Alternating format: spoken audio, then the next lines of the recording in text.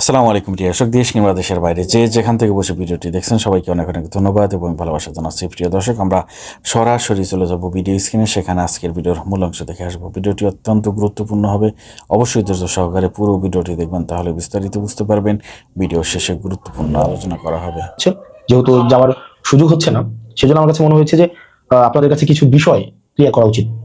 Number one, আপনি যদি গত 15-20 দিনে আপনার মিডিয়ার যে চরিত্র, মিডিয়ার যে আচরণ, সেটা যদি আপনি একটু দেখেন, কতটা বস্তুনিষ্ঠ অথবা কতটা নিরপেক্ষভাবে তারা কার্যক্রম পরিচালনা করছে, মানে তাদের যে আচরণটা, মিডিয়ার যে আচরণ, বিভিন্ন পত্রিকার আচরণ, মেইন স্ট্রিম মিডিয়ার যে আচরণ, তাহলে আসলে বাংলাদেশের মিডিয়ার চরিত্রটা সেখানে প্রকাশিত হবে। আপনি দেখবেন 5ই আগস্টের পরবর্তী সময়ে প্রত্যেকটা মিডিয়ায় যারা টকশো করে এবং টকশোতে যাদেরকে আমরা প্রতিনিয়ত দেখি, আমরা প্রত্যেকটা মিডিয়া আমাদেরকে যেভাবে প্রশ্ন করেছে, প্রত্যেকটা বিষয়, আমরা টি শার্ট কোন জায়গা থেকে কিনি, কয় টাকা টি শার্ট কেনার টাকা পাইছে কই, খাওয়ার টাকা পাইছে কই, রিক্সায় ওঠার টাকা পাইছে কই, গাড়িতে ওঠার টাকা পাইছে কই, প্রত্যেকটা জিনিসকে যেভাবে প্রশ্নের মধ্যে নিয়ে এসেছে, এবং মিডিয়াতে এগুলো নিয়ে কেউ রেস্টুরেন্টে খাইছে, সেটা নিয়ে ঘন্টার পর ঘন্টা টকশো হয়েছে। আপনার গত আপনার জাস্ট এই কিছুদিন আগ পর্যন্ত টকশো হয়েছে। অথচ এই মিডিয়ার চরিত্রটাই দেখেন, বা যারা টকশো করছে এখন বিভিন্ন মিডিয়াতে, তাদের চরিত্রটা দেখেন। গত 15-20 দিন ধরে আপনি দেখবেন না যে তাদের এই এই আলাপগুলো এখন আর টকশোতে আছে। আপনি দেখবেন বিএনপি জনাব তারেক জিয়া অনেকদিন পরে দেশে আসছেন, 17 বছর পরে দেশে আসছেন, তার ইনকাম নিয়ে কিন্তু কোনো আলোচনা নেই। এতদিন পরে উনি এসে আপনার উনার অর্থ কিভাবে সংস্থান হচ্ছে, উনার জীবন নির্বাহ কিভাবে হচ্ছে, উনি কিভাবে এত বড় শোডাউন দিচ্ছেন, উনার নিরাপত্তার যে অর্থ সেটা কোন জায়গা থেকে সংগ্রহ করা হচ্ছে, এই বিষয়গুলো কিন্তু নিয়ে কেউ প্রশ্ন করছে না। একজনও না, আপনি একটা ব্যক্তিকেও আপনি দেখবেন না সেগুলো নিয়ে প্রশ্ন করতে। আমার মনে আছে সেটা অগাস্টের শেষের দিকে খুব সম্ভবত আমাদেরকে নিরাপত্তা দেওয়ার জন্য পুলিশ দেওয়া হয়েছিল 2 জন বা 3 জন করে, সেটা ঢাকার বাহিরে। তো একটা প্রোগ্রামে কোন একটা জায়গায়, তখন এই টকশোজীবীদের আমরা দেখেছি যে যে আপনার কি পরিমাণ উৎসাহ প্রকাশ করতে, যে রাষ্ট্রীয় অর্থ খরচ করে এভাবে নিরাপত্তা দেওয়া, বা এই অর্থ কেন সরকার বহন করবে। ঠিক এখন এই প্রশ্নটাই, যখন আপনার নিরপেক্ষতা কখন প্রশ্নবিদ্ধ হয়, যখন আপনার প্রশ্ন করার ক্ষমতা ব্যক্তি, স্থান, কাল বেঁধে পরিবর্তন হয়ে যায়। অর্থাৎ আপনি যখন ক্ষমতাকে প্রশ্ন করতে পারেন না। আমি এটা বলছি না যে আমাদেরকে প্রশ্ন করা কোনোভাবেই আপনার অযাচিত হয়েছে, অনুচিত হয়েছে। সেটা ডেফিনেটলি সেটা খুব ভালো কাজ হয়েছে। আমরা চেয়েছিলাম সেটার চর্চাটা অব্যাহত থাকুক। অত্যন্ত দুঃখজনক বিষয় আমরা দেখেছি এই সাংবাদিকদের একটা বড় একটা অংশ আমাদের স্বাধীন সাংবাদিকতা করার অনুমতি চাচ্ছে, যে আমাদেরকে যদি অনুমতি দেওয়া হয় তাহলে আমরা স্বাধীন সাংবাদিকতা করব। সরি, যেই সাংবাদিকটা আপনারা অনুমতি নিয়ে স্বাধীন সাংবাদিকতা করতে চান, আপনাদের আমি দুঃখ প্রকাশ করছি, অনুমতি নিয়ে স্বাধীন সাংবাদিকতা করা যায় না। এবং আপনারা মিডিয়া যেভাবে চরিত্র হনন করেছেন, মিডিয়া যেভাবে এই যে জুলাইয়ে যারা সম্পৃক্ত ছিল তাদেরকে ভিলেন বানানোর চেষ্টা করা হয়েছে, তাদেরকে অপাঙ্ক্তেয় বানানোর চেষ্টা করা হয়েছে, তাদেরকে নানাবিধ প্রশ্নের মধ্যে জর্জরিত করে তাদেরকে যেভাবে জনবিচ্ছিন্ন করার প্রয়াস আপনারা নিয়েছিলেন, তারাই নিয়েছিল যারা আওয়ামী লীগকে বিভিন্নভাবে ফেসিলিটেট করার চেষ্টা করেছে, যারা জনাব তারেক জিয়া রহমানকে গত দীর্ঘ 17 বছর যারা ভারতের চর বলে আখ্যায়িত করেছে, কনস্পাইরেটর হিসেবে আখ্যায়িত করেছে, বিদেশে বসে দেশের বিরুদ্ধে ষড়যন্ত্র করে হিসেবে আখ্যায়িত করেছে, বসুন্ধরার মালিক বলেছে তারেক জিয়া বিদেশে বসে দেশের বিরুদ্ধে ষড়যন্ত্র করছে। অথচ তারাই এখন আবার তাদের আবার প্রিয় পাত্র হয়ে গিয়েছে। মেঘনা গ্রুপের আপনার 71 টিভির মালিককে আমরা দেখলাম যে কত স্মিত হাস্য নিয়ে একদম বুকে জড়িয়ে ধরতে। এখন আজকে আপনাদেরকে যারা এতদিন ভিলেন বানিয়েছে, যারা আপনাদের নেতাকর্মীর হত্যার বৈধতা উৎপাদন করেছে, গুম খুনের বৈধতা উৎপাদন করেছে, আগুন সন্ত্রাস হিসেবে যারা স্বীকৃতি দিয়েছে, সেই সব মিডিয়াই এখন আবার দেখা যাচ্ছে এখানে আবার এক ধরনের কার্ড বানানোর একটা প্রজেক্ট হাতে নিয়েছে।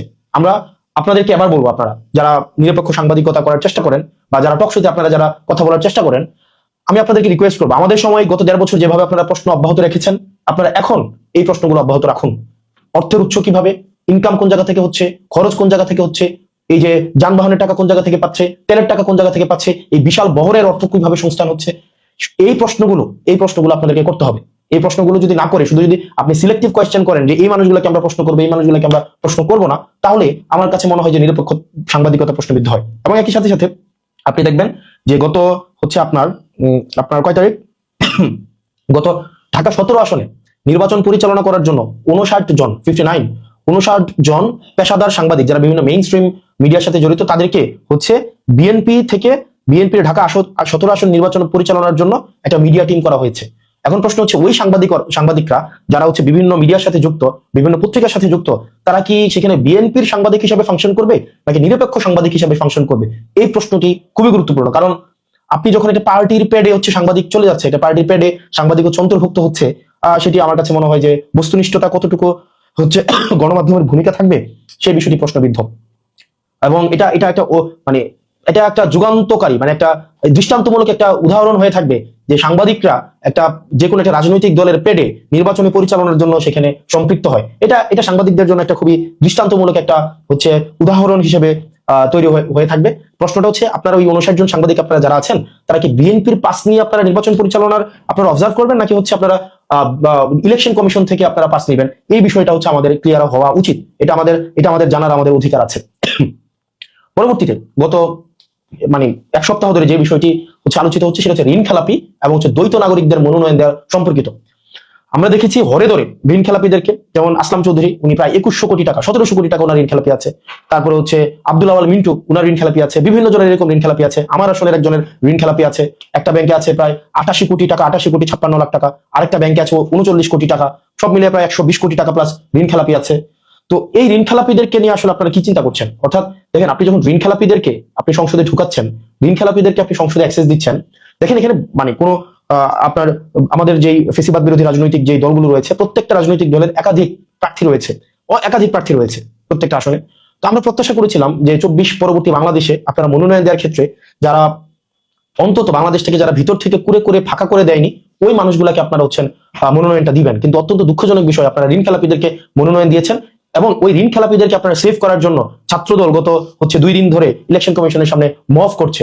মানে ছাত্রদল যে কাজটা করছে এটাকে আপনারা মব হিসাবে দেখবেন না, মানে ছাত্রদল যেটা করছে এটাকে ঋণ খেলাপিদেরকে সেভ করার জন্য তারা এই কাজটা করছে। মানে ঋণ খেলাপি এবং ঋণ খেলাপিরা এরা কি করবে, ওদের কাছ থেকে সংসদে যাবে, সংসদে গিয়ে ওরা আইন প্রণয়ন করবে। কাদের বাঁচানোর জন্য আইন প্রণয়ন করবে? ওরা নিজেদেরকে বাঁচানোর জন্য আইন প্রণয়ন করবে। অর্থাৎ ব্যাপারটা হয়ে গিয়েছে এমন যে আমরা শিয়ালকে মুরগির নিরাপত্তার দায়িত্ব দিচ্ছি, মানে যিনি চুরি করছেন তাকে আবার আমরা হচ্ছে দায়িত্ব দিচ্ছি যেন চোর ধরে।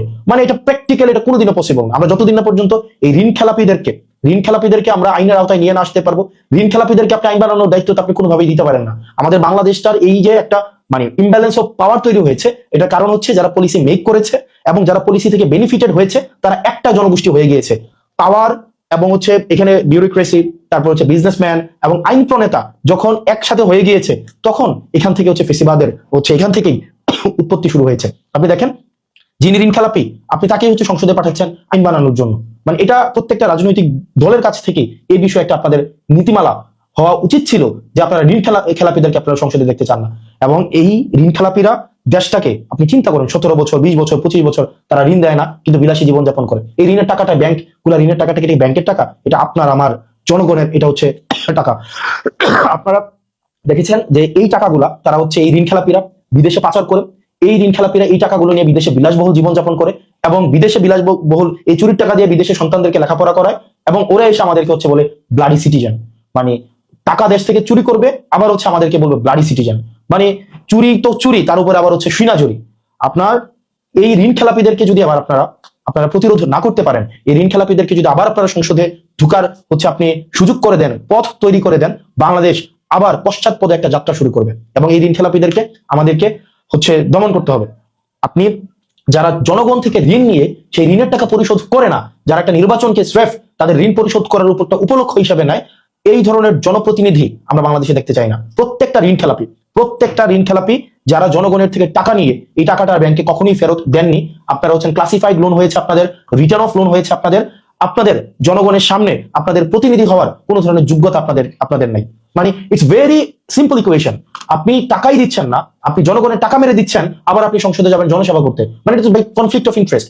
একটা লোকের যখন 150 কোটি টাকা ঋণ থাকে, 1500 কোটি টাকা ঋণ থাকে, সে যখন আইন প্রণয়ন করতে যাবেন সে কখনোই ঋণ খেলাপিদের প্রতি স্ট্রিক্ট সে কখনোই আইন প্রণয়ন করবে না। নেভার। আপনি লিখে রাখেন, এই ঋণ খেলাপিরা কখনোই ঋণ খেলাপিদের ধরার জন্য কখনোই স্ট্রিক্ট কোনো আইন প্রণয়ন কখনোই করবে না, কোনো অর্থনৈতিক পরিকল্পনাই নিবে না যাতে করে ঋণ খেলাপিরা তাদের ঋণ হচ্ছে যথাযথভাবে পরিশোধ করতে পারে। এই ঋণ খেলাপিদেরকে জনগণ অবশ্যই বর্জন করতে হবে।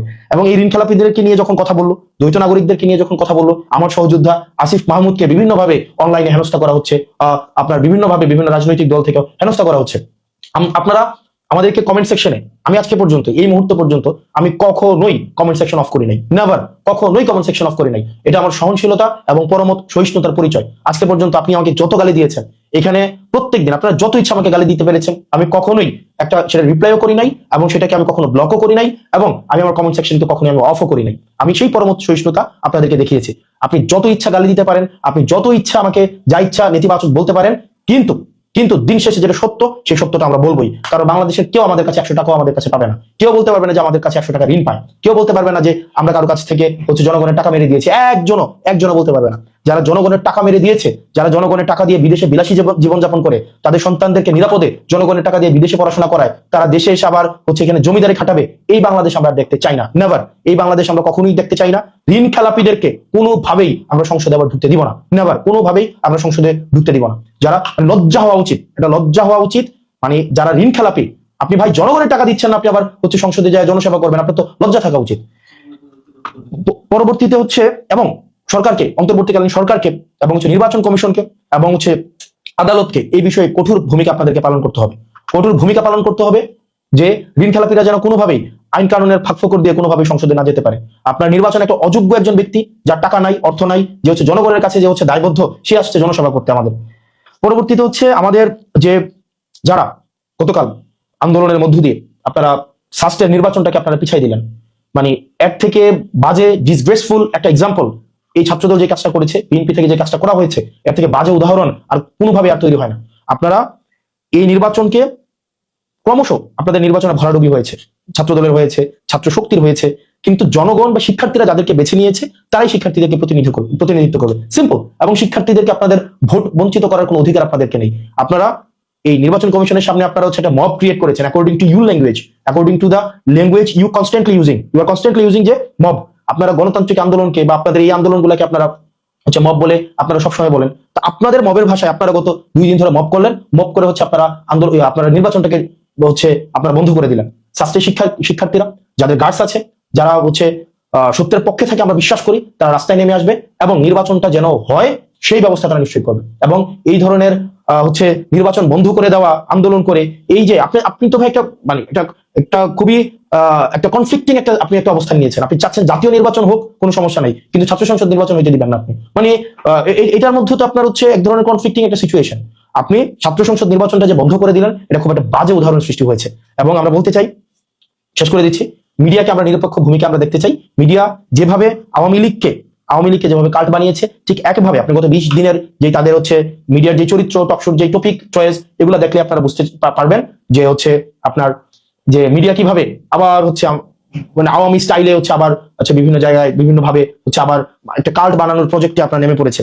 এবং ঋণ খেলাপি এবং দ্বৈত নাগরিকদেরকে, বিশেষ করে ঋণ খেলাপিদেরকে আমরা কোনোভাবে আমরা সংসদে দেখতে চাই না।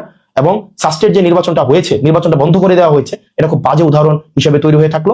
এবং যারা বিশ্ববিদ্যালয়ের শিক্ষার্থী আছেন, সাস্টের যারা শিক্ষার্থী আছেন, আমরা বিশ্বাস করি আপনাদের ন্যায্য অধিকার, ভোটের অধিকারের জন্য আপনারা সেটির গণতান্ত্রিক প্রক্রিয়া, সেটির আপনারা প্রতিবাদ জানাবেন। এবং আমরা বিশ্বাস করি যথাসময়ে নির্বাচন আপনারা আদায় করে ছাড়বেন। এইভাবে ইলেকশন কমিশনকে জিম্মি করে নির্বাচন বন্ধ করে দেওয়ার যে উদাহরণ সৃষ্টি হলো, সেটার বিরুদ্ধে আমি দৃঢ়ভাবে বিশ্বাস করি সাস্টের শিক্ষার্থীরা প্রতিরোধ করবে। আমি দৃঢ়ভাবে বিশ্বাস করি জনগণ এই ঋণ খেলাপিদেরকে বয়কট করবে। আমরা আবার সালমান এফ রহমানদেরকে আমরা দেখতে চাই না। আমরা দেখতে চাই না যে সিঙ্গাপুরে গিয়ে আবার তৃতীয় ধনী হিসেবে আজিজ খানদের মতো কোনো মানুষ। আমরা সালমান এফ রহমানরা যেভাবে দেশ থেকে বিদেশে টাকা পাচার করেছে, সামিট গ্রুপ আমরা আবার দ্বিতীয় দেখতে চাই না। কিন্তু আমরা দেখতে চাচ্ছি যে আবার নতুন সালমান এফ রহমান, নতুন সামিট গ্রুপের মালিক, নতুন আজিজ খান আবার রাষ্ট্রীয় পৃষ্ঠপোষকতায় আবার আবির্ভূত হচ্ছে। তো সেই জায়গা থেকে আমরা বিশ্বাস করি জনগণ সেই জায়গায় সচেতন থাকবে এবং সেটির আপনার জবাব জনগণ দিবে। এবং দিন শেষে আপনারা যারা ঋণ খেলাপিদের পক্ষ নিচ্ছেন, আপনারা আপনাদের বিবেককে প্রশ্ন করুন। আপনারা যারা ঋণ খেলাপিদের পক্ষে নিচ্ছেন, আপনারা আপনাদের বিবেককে প্রশ্ন করুন। নেতার পিছনে আপনারা শ্রম দিচ্ছেন না, নেতার পিছনে আপনি আছেন, নেতার পিছনে আপনি কর্মী হয়ে থাকেন, কিন্তু নেতা আপনাকে ব্লাডি সিটিজেন হিসেবে মনে করে। নেতা কখনোই আপনাকে মনে করে না যে আপনি একজন নাগরিকের পর্যায়ে আপনি পৌঁছাইছেন। নেতা আপনাকে চাঁদাবাজ মনে করে, নেতা আপনাকে মনে করেন আপনি মায়ের একটা চাঁদাবাজ। এবং এই আপনার টাকা দিয়ে নেতা তার সন্তানকে বিদেশে রেখে পড়ায় আর বিদেশে বিলাসী জীবনযাপন করায়, আর আপনাকে দিয়ে রাজনৈতিক কর্মকাণ্ড করায়, আপনাকে দিয়ে মারামারি লাগায়, আপনাকে দিয়ে রাস্তা বন্ধ করায়, আপনাকে ব্যবহার করে, আপনার ভবিষ্যৎ ব্যবহার করে, আপনার কেরিয়ার ব্যবহার করে। অথচ নেতার নিজের সন্তানের ভবিষ্যৎ কিন্তু সিকিউর রাখে, বিদেশে পড়াশোনা করাবে। এবং আপনি নেতার পিছনে খাটবেন, নেতার পিছনে খেটে আপনি যারা ওই যে ঋণ খেলাপিদের পক্ষ নিচ্ছেন, আপনি ঠিকই নেতার পিছনে খাটবেন, নেতাকে চাটবেন, নেতার পা চাটবেন, কিন্তু চাটতে দেখবেন আপনার জিভা ক্ষয় হয়েছে, বয়স চলে গিয়েছে। এবং ওই সময় বাই দ্য টাইম নেতা তার সন্তানকে বিদেশে রেখে আবার বিদেশ থেকে নিয়ে এসে আপনার উপর বসাই দিবে। নেতার ছেলে আবার নেতা হয়ে যাবে, আপনি আবার নেতার ছেলের পিছনে আবার ঘুরবেন। নেতা দেখা যাবে এই যে একটা কন্টিনিউয়াস প্রসেস। আপনি আমাদেরকে ট্রল করে, আপনি আমাদেরকে গালি দিয়ে আপনি আমাদেরকে থামাইতে পারবেন না, কারণ আমরা একটা রূঢ় সমাজ বাস্তবতে আমরা বড় হয়েছি। এবং সবচেয়ে প্রতিকূল সময় আমরা বিশ্ববিদ্যালয়ে পড়াশোনা করেছি। সুতরাং আপনি আপনার জায়গা থেকে মানে আপনি যতভাবে আমাদেরকে দমানোর চেষ্টা করেন সেই জায়গায় আপনি পারবেন না। নেতার পিছনে খেটে খেটে আপনি চামচাই থাকবেন এবং আপনার বিবেককে প্রশ্ন করেন। আপনি একজন ঋণ খেলাপিকে সমর্থন দেওয়ার জন্য, এটা চোর, মানে ঋণ খেলাপি শুনতে অনেক সুন্দর লাগে, এটা চোর, ব্যাংক চোর। মানে যারা ব্যাংক চোর, জনগণের টাকা চুরি করে দেয়, মানে কেউ হচ্ছে একদম সরাসরি পকেট মারি করে, আবার কেউ হচ্ছে বাড়ি থেকে টাকা চুরি করে, কেউ ব্যাংক থেকে টাকা চুরি করে, হচ্ছে কি এলিট শ্রেণীর চোর। এরা হচ্ছে চোর, এদের লজ্জা হওয়া উচিত। এই চোরগুলা ব্যাংক থেকে টাকা চুরি করে করে হচ্ছে নিজের ছেলে মেয়েদেরকে এবং পরিবারকে বিলাসী জীবন যাপন করায়। ওদের লজ্জা হওয়া উচিত এই ব্যাংক চোরদেরকে। এই ব্যাংক চোর এবং হচ্ছে এই যে জনগণের টাকা যারা চুরি করে, আপনারা যারা এদের পক্ষ নিচ্ছেন, নিজেকে একবার চিন্তা করে দেখেন তো, আপনার সন্তান কিন্তু ঠিকই প্রাইমারি স্কুলে পড়ে, আপনার ছেলেকে কিন্তু ঠিকই দুবাই গিয়ে হচ্ছে কামলা দিচ্ছে আমার বাপের মতো, আপনার ছেলে হচ্ছে ঠিকই ওমান, দুবাই, কাতার, সৌদি আরব যাচ্ছে। আপনি দেখা যায় বয়স হলে স্যার বলতে হয়, নেতার পিছনে খাটতে খাটতে চাটতে জুতা শেষ হয়ে যায় এবং জিহ্বাও ক্ষয় হয়ে যায়, কিন্তু নেতার ছেলে ঠিকই আবার ঘুরে এসে আপনার নেতা হয়ে যায়। তো এই গোলামির জীবন আর কতদিন? এই মনস্তাত্ত্বিক ভাবে আর কতদিন গোলাম থাকবেন? ভাই, মনস্তাত্ত্বিক ভাবে এই গোলামি বর্জন করে আপনি আপনার জায়গা থেকে সরব হন এই চোরদের বিরুদ্ধে, এই জাতীয় চোর, এই এলিট চোরদের বিরুদ্ধে, যারা স্যুট বুট পরে, সুন্দর সুন্দর পায়জামা পরে, দামি দামি জুতা টুতা পরে, বডি স্প্রে লাগায় আমাদের সামনে আসলেই আমরা মনে করি যে সে অনেক বড় নেতা হয়ে গেছে। এগুলো আপনার আমার চুরি করা টাকা দিয়ে সে এগুলা কিনে। আপনার আমার যে টাকাগুলা, এগুলা ব্যাংকে রাখা ট্যাক্সের টাকা, সেগুলো তারা চুরি করে তারা হচ্ছে বিলাসী জীবন যাপন করে, একদম গাড়ি করে সামনে এসে একদম ইয়া করে। এই চোরদের বিরুদ্ধে আমাদের প্রতিবাদ থাকতে হবে। আর এই গোলামি থেকে যদি আমরা মুক্ত না হই, গোলামির চিন্তা থেকে, আপনি চিন্তা করেন, মানে সে তো চোর, এই চোরের গোলাম হচ্ছেন আপনি। মানে আমরা যখন এই এই ঋণ খেলাপিদের পক্ষে অবস্থান নেই, একবার চিন্তা হয় না, এই টাকাগুলা দিয়ে কিন্তু আপনার সন্তানের চিকিৎসা নিশ্চিত হইতো, এই টাকাগুলাই দিয়ে কিন্তু আপনার সন্তানের শিক্ষা ব্যবস্থা নিশ্চিত হইতো, এই টাকাগুলা দিয়ে কিন্তু আপনার অবকাঠামো নিশ্চিত হইতো। কিন্তু এই টাকাগুলাই হচ্ছে ওরা বিদেশে পাচার করে ওরা হচ্ছে আপনার বেগম পাড়া বানাইছে। আপনার নেতাকে কখনোই কষ্ট করে কম দামি জামা কাপড় পরে, কখনো বিলাসবহুল জীবনযাপন করে ছুটিতে যায় থাইল্যান্ড, অস্ট্রেলিয়া, সিঙ্গাপুর, ঠিকই কিন্তু ছুটিতে ওখানে বেড়াইতে যায়। কিন্তু আপনি দেখেন আপনার যেই কপাল, এই কপালই থাকে গোলামের কপাল। এই কারণে জাতি হিসাবে যদি মন থেকে আপনি গোলামি মুক্ত না হইতে পারেন, আপনার গোলামি যদি বিসর্জন দিতে না পারেন, আর নেতাকে এভাবে চাটতেই থাকেন, নেতার পিছনে যদি এভাবে খাটতেই থাকেন, এবং নেতাকে এই চোরের পিছনে, যারা চোর আছে কিছু, এই ঋণ খেলাপি চোর, বড় বড় চোর, এই চোরের পিছনে যদি যান জীবন দিয়ে দেন, এটা হচ্ছে আপনার মনস্তাত্ত্বিক গোলামি। এবং এটা গোলামির জীবন 100 বছর বাঁচার থেকে একদম নিজের মতো করে আত্মবিশ্বাসের সাথে 1 মিনিট বাঁচা বেশি সম্মানের। গোলামের পিছনে, চোরের পিছনে, ঋণ খেলাপিদের পিছনে 100 বছর গোলাম হয়ে বাঁচার থেকে আত্মবিশ্বাসের থাকে নিজের ইনকাম করা 100 টাকার উপরে বেঁচে থাকা, 1 মিনিট বেঁচে থাকা অনেক বেশি সম্মানের। তো জাতি হিসাবে যদি গোলাম না হইতে চান, এই চোরের পিছনে শ্রম দিতে না চান, এই ঋণ খেলাপি চোর, ব্যাংক চোরদের বিরুদ্ধে আপনারা অবস্থান নেন। ইনশাল্লাহ আমরা, জনগণ যাকে ভোট দিয়ে নির্বাচিত করুক না কেন, আমরা ঋণ খেলাপিদের জন্য পরবর্তী বাংলাদেশ আমরা হারাম করে দিব। বাংলাদেশ আর সালমান এফ রহমান হইতে আমরা দিব না। বাংলাদেশকে আজিজ খানদের হাতে আর তুলে দেওয়া হবে না। নতুন করে যারা আব্দুল্লাহ আল মিন্টুদের মতো এলিট ব্রিডরা এসে আমাদেরকে যারা হচ্ছে আবার ওইখানে হচ্ছে আপনারা হচ্ছেন বর্জ্য, আমরা হচ্ছে প্রলেতারিয়েত, এইভাবে আপনি দৃষ্টিকোণ থেকে দেখবেন, আপনাদের হাতে আর বাংলাদেশ তুলে দেওয়া হবে না। সুতরাং এই ঋণ খেলাপি চোর, এই ব্যাংক চোরদের, ব্যাংক ডাকাতদেরকে আপনারা হচ্ছেন প্রত্যাখ্যান করেন, আর গোলামের মানসিকতা বাদ দেন। গোলাম মানসিকভাবে আপনারা গোলামির মানসিকতা বাদ দিতে হবে। ভাই, নিজের পকেটের 100 টাকা দিয়ে একটা খারাপ বাজার করে খাওয়া অনেক বেশি সম্মানের, অনেক বেশি সম্মানের। গোলাম হয়ে পিছু ঘোরার থেকে নেতার পিছু ঘুরলাম, সারাটা জীবন দিলাম, কেরিয়ারটা নষ্ট করলাম নেতার পিছনে ঘুরে, আবার দেখা যাবে 20-25 বছর পরে নেতা আবার তার ছেলেকে আইনা আমার উপর আবার নেতা বানাই দিচ্ছে। লজ্জা হওয়া উচিত আমাদের লজ্জা হওয়া উচিত, আমাদের লজ্জা হওয়া উচিত। ভালো থাকেন, সুস্থ থাকেন। আর মিডিয়া আপনারা হচ্ছেন, দেখি ইতিহাস বিচার করে, ইতিহাস সময় টেলিভিশনকে বিচার করেছে, 71 টেলিভিশনকে বিচার করেছে, ইতিহাস হচ্ছে বিভিন্ন টেলিভিশনকে বিচার করেছে, বিভিন্ন সাংবাদিকদেরকে বিচার করেছে। সমস্যা নাই, আপনারা হচ্ছে আবার সেটেল করে, আবার ব্যাকডোর হচ্ছে কম্প্রোমাইজ করে হয়তো আবার কমিশন একটি দলের হয়ে কাজ করছে। এইভাবে মুখোমুখি অবস্থানে জামাত এবং বিএনপির অবস্থান, সেইখানে এনসিপি কে আমরা দ্বৈত নাগরিকত্ব এবং ঋণ খেলাপি যারা প্রার্থী হয়েছেন তাদের ব্যাপারে খুবই সোচ্চার ভূমিকা, এবং তারা বলছে যে এখানে যদি দলীয়করণ হয় বা কোন রকম নির্বাচন কমিশন কোনো কারসাজি করার চেষ্টা করে, তাহলে তারা নির্বাচনে যাবে কিনা সেই ব্যাপারে চিন্তা করবে, এমনটাই জানিয়েছে আসিফ মাহমুদ সজীব ভূঁইয়া। এবং আমরা দেখতে পেয়েছি যে আজকে আসিফ নজরুল বলছেন যে 18 মাসে যতটা সংস্কার হওয়ার কথা তার মধ্যে যথেষ্ট হয়েছে। যারা বলে যে সংস্কার হয়নি বা কম হয়েছে, তারা আসলে ভিউ বাড়ানোর জন্য বা অন্য কোনো উদ্দেশ্যে এইসব কথা বলছে। আমরা এইসব কথা নিয়ে আলোচনা করবো। আলোচনার জন্য আমার সাথে 3 জন অতিথি উপস্থিত আছেন। আমার সাথে উপস্থিত আছেন ব্রিগেডিয়ার জেনারেল রুকনউদ্দিন, রাজনীতি বিশ্লেষক। আপনাকে স্বাগত আমাদের আজকে। ধন্যবাদ আমাকে আমন্ত্রণের জন্য। আসিনা জি, আপনাকে অসংখ্য ধন্যবাদ আমাদের সাথে যুক্ত হওয়ার জন্য। আমাদের সাথে উপস্থিত আছেন লেফটেন্যান্ট কর্নেল দিদারুল আলম, আপনাকেও স্বাগত আমাদের আজকের অনুষ্ঠানে। উনি রাজনীতি বিশ্লেষক। ধন্যবাদ হাসিনা ম্যাম আমাকে এই টক শো দাওয়াত করার জন্য। পরিচিত 3 জন মুখ, nice to see them together in the same program. অসংখ্য ধন্যবাদ। আমাদের সাথে উপস্থিত আছেন ব্যারিস্টার সারোয়ার হোসেন, আইনজীবী, বাংলাদেশ সুপ্রিম কোর্ট। আপনাকেও স্বাগত আমাদের আজকের অনুষ্ঠানে। ধন্যবাদ। জি, আমি প্রথমেই ব্রিগেডিয়ার জেনারেল রুকনউদ্দিন আপনার কাছে শুনতে চাই যে আপনি কি মনে করেন এই যে এখন প্রশাসন এবং নির্বাচন কমিশন নিয়ে যে প্রশ্ন উঠেছে, একটি দলের জন্য কাজ করছে, বিএনপি একজনের অভিযোগ করছে এবং জামাত আরেকজনের অভিযোগ করছে। তো এতে কি আপনার মনে হচ্ছে আসলে প্রশাসন এবং নির্বাচন কমিশন একটি দলের জন্য কাজ করছে না দুইটি দলের জন্য কাজ করছে? ধন্যবাদ। আমি প্রথমেই যে জিনিসটা বলতে চাই দায়িত্বহীন ভাবে যে দুঃখের সাথে বলতে হয় যে আমরা 5 অগাস্টের পর জনগণকে যে স্বপ্ন দেখানো হয়েছিল নতুন ধারার রাজনীতি এবং একটা ইনসাফ ভিত্তিক রাষ্ট্র প্রতিষ্ঠার জন্য গণতন্ত্রের প্রতি উত্তরণের জন্য সবাই একসাথে কাজ করে যাবে। প্রথম দিকে আমরা একই সুর শুনেছিলাম সকল রাজনীতিবিদদের পক্ষ থেকে এবং সকল রাজনীতি দলের পক্ষ থেকে, কিন্তু আস্তে আস্তে যতই সময় যেতে লাগলো ইট স্টার্টেড ফেডিং আউট।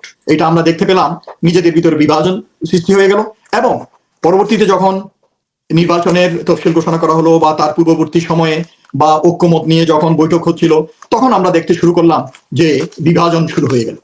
এবং আমরা জানি আমাদের দেশে খোলাগুলি আমি বলি, আমি I don't care anyone because I don't belong to any political party or any group.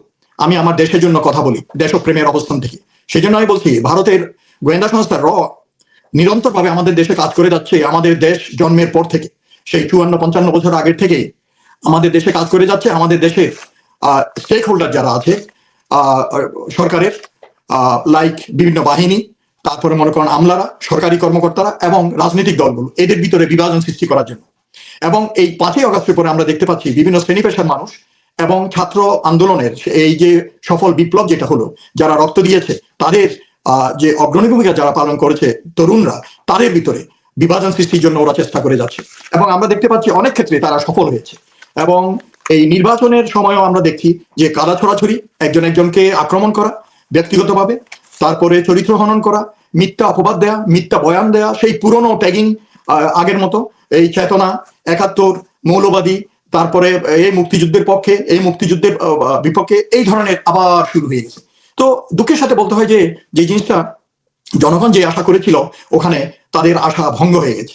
এখন সামনে যেই স্বপ্ন আছে একটা গণতান্ত্রিক রাষ্ট্র প্রতিষ্ঠার জন্য, এর ভিতর আমরা দেখতে পাচ্ছি যে বিদেশি উস্কানিতে আপনারা যদি খেয়াল করেন, আপনি মিডিয়া নিয়ে কাজ করেন, আপনি খবর মনিটর করেন, আপনি দেখেন সীমান্তের ওপারে ভারতে রিসেন্টলি আমাদের নির্বাচনকে কেন্দ্র করে আমাদের দেশে মিডিয়া যত না সোচ্চার, তারা তার চেয়ে বেশি প্রত্যেকটা, কালকে আমি এক গ্ল্যান্স দেখতেছিলাম মোটামুটি সবকটা দৈনিক ওদের অনলাইনে, তারপর ওদের বিভিন্ন টক শো এবং মিডিয়া তো আছে, তারা আমাদের দেশে মানে আওয়ামী লীগ নাই কিন্তু তারা মনে করে যে, আমি কারো পক্ষ নিয়ে বলছি না, আমি যেটা আমার স্টাডি আমি সেটা বলছি, যেমন জামাত বা ইসলামী দলগুলোর বিপক্ষে তারা একতরফা ভাবে ওখানে মানে বলে যাচ্ছে যে এরা আসলে আফগানিস্তান হয়ে যাবে, মৌলবাদ এসে যাবে, মহিলারা রাস্তায় হাঁটতে পারবে না, মানে সব কাল্পনিক গল্প সাজিয়ে তারা খবর প্রচার করতেছে। ওই যে এক মহিলা আছে পালকি, সে, তারপরে RTV, এরাও এগুলা করতেছে এবং অন্য একটা দলকে বা তারা পরোক্ষভাবে কিছুটা সাপোর্ট দিয়ে যাচ্ছে। তো আমি বলবো যে এগুলো সব ভারতের কারসাজি। আমাদের দেশের রাজনৈতিক দলগুলো যেগুলো আছে তাদের বুঝতে হবে যে আমাদের দেশে গণতান্ত্রিক প্রক্রিয়াটাকে ব্যাহত করার জন্য তারা এই কাজ করতেছে এবং আমাদের দেশের ভিতর কোনো শক্তি নয়। আমি বলবো ভারতের উস্কানিতে আমাদের দেশে এই সামনের যে নির্বাচন, এটাকে বানচাল করার জন্য ওরা একচেটিয়াভাবে কাজ করে যাচ্ছে বিভিন্নভাবে। আওয়ামী লীগের দোসর যারা আমাদের দেশে আছে, দালাল যেগুলো আছে, মিডিয়ার ভিতরে বলেন, ব্যবসায়ীদের ভিতরে বলেন, আমলাদের ভিতরে বলেন, এবং রাজনৈতিক দলের যেসব লোকজন আছে যারা কেনা হয়ে গেছে, বিক্রি হয়ে গেছে ভারতের কাছে, তাদের মাধ্যমে আমাদের দেশে বিভিন্ন ধরনের কাজ করে যাচ্ছে এবং একটা অশান্ত পরিবেশ সৃষ্টি করার চেষ্টা করতেছে ইলেকশনের পূর্ব মুহূর্তে।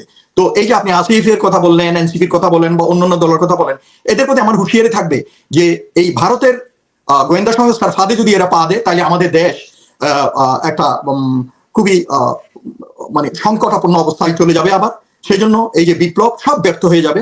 কাজে বিপ্লবকে সফল করার জন্য একটা গণতান্ত্রিক প্রক্রিয়ার মাধ্যমে আমাদেরকে সামনে আগাতে হবে এবং সেই জন্য সবাইকে ঐক্যবদ্ধভাবে সব রাজনৈতিক দল এবং সব শ্রেণী পেশার মানুষ একসাথে বুঝতে হবে যে দেশের স্বার্থ, দেশের নিরাপত্তা, আমাদের জাতীয় নিরাপত্তা নিহিত আছে জাতীয় ঐক্যের মাধ্যমে। জাতীয় বিভাজন যদি এখন হয় ওই যে আগের স্টাইলে গালিগালাজ করতেছে, ইয়ে করতে, মনে হচ্ছে যে আমি ওরা গালিগালাজ করলে, একজন আর দলকে গালিগালাজ করলে ওর ভোটটা আমি পাবো। কিন্তু আমি একটা জিনিস ক্লিয়ার করতে চাই, এখানে এই 21 শতকের মধ্যভাগে দাঁড়িয়ে একটা সফল বিপ্লবের পর বাংলাদেশের মানুষ কিন্তু আগের মতো আর বোকা নাই, এক কাপ চায় কিন্তু বিক্রি হয় না। কাজেই ওদের সবাইকে এটা খেয়াল রাখতে হবে যে দেশের স্বার্থ বিরোধী এবং ভারতের যে অ্যান্টি ইন্ডিয়ান সেন্টিমেন্ট আমাদের দেশে এই জুলাই বিপ্লবের পর যে তৈরি হয়েছে, কারণ ভারতের আমাদের সাথে অবন্ধুসুলভ আচরণের জন্য এই জনগণের মাঝে যেটা প্রকট হয়ে আছে, এখন এই অবস্থায় যদি কেউ ভারতের তোষামতি করে ক্ষমতায় যেতে চায় এবং ওদের পা চাটতে চায়, তাহলে আমি এখানে পরিষ্কারভাবে বলে দিতে চাই আরেকটা বিপ্লব আসবে এবং জনগণ ওদেরকে প্রত্যাখ্যান করবে। কাজেই নির্বাচন হবে, আমি আশাবাদী।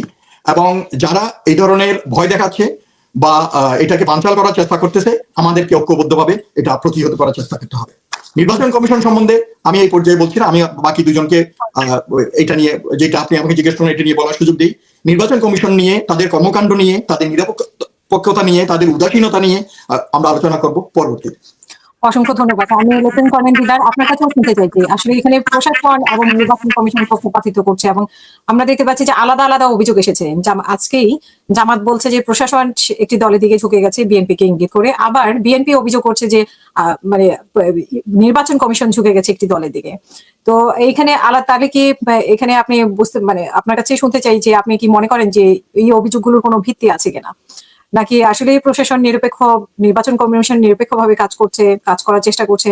আজকে দেখেছেন নিশ্চয়ই নির্বাচন কমিশনে বিএনপি নেতারাও গিয়েছে, আবার এনসিপি নেতারাও গিয়েছে, সেখানেও আসিফ মাহমুদের যে লাস্ট আমি সংবাদ সম্মেলনটা দেখলাম, সেখানে সে অভিযোগ করেছে যে নির্বাচন কমিশনকে সে দেখেছে যে কয়েকজনের সাথে আলাপ করতে, আর বিএনপি কয়েকজনের সাথে আলাদা করে আলাপ করতে।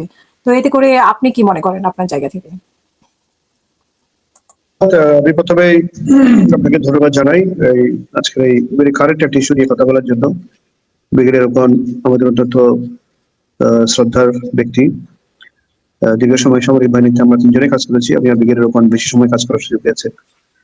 তো উনি সবসময় সোচ্চার থাকেন বিভিন্ন বিষয়ে, আমি ওনাকে কৃতজ্ঞতা জানাই, ধন্যবাদ জানাই।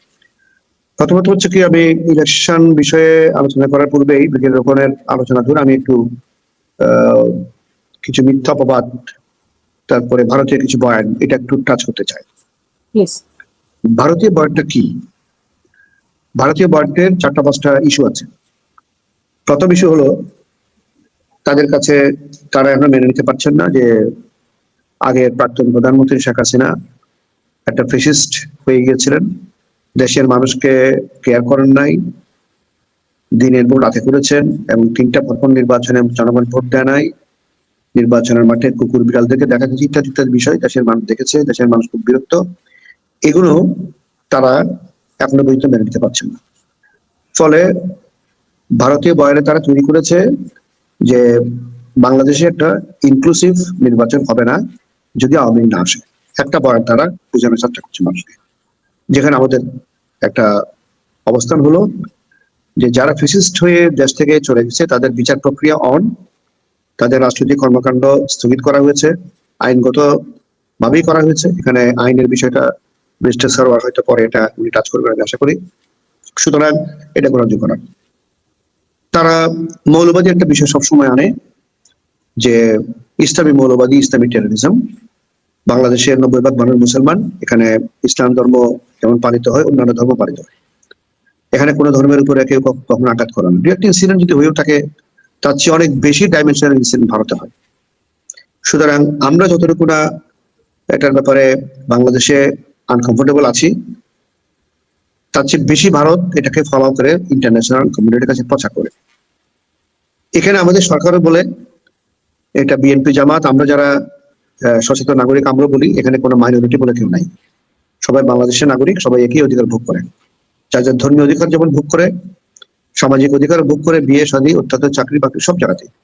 এখানে কোথাও কিন্তু হিন্দু, খ্রিস্টান, বৌদ্ধ নিগোষ্ঠী, বরঞ্চ আপনি বলতে পারেন যে আমাদের নিগোষ্ঠীদেরকে, চাকমা, মারমা, সাঁওতাল, তাদেরকে মেইন স্ট্রিম আনার জন্য বিভিন্ন university, college, medical college, engineering college, সেনাবাহিনী, নৌবাহিনী, বিমান বাহিনী, সব জায়গাতে কোটা সিস্টেম করা আছে যাতে করে তারা মেইন স্ট্রিমের সাথে চলতে পারে।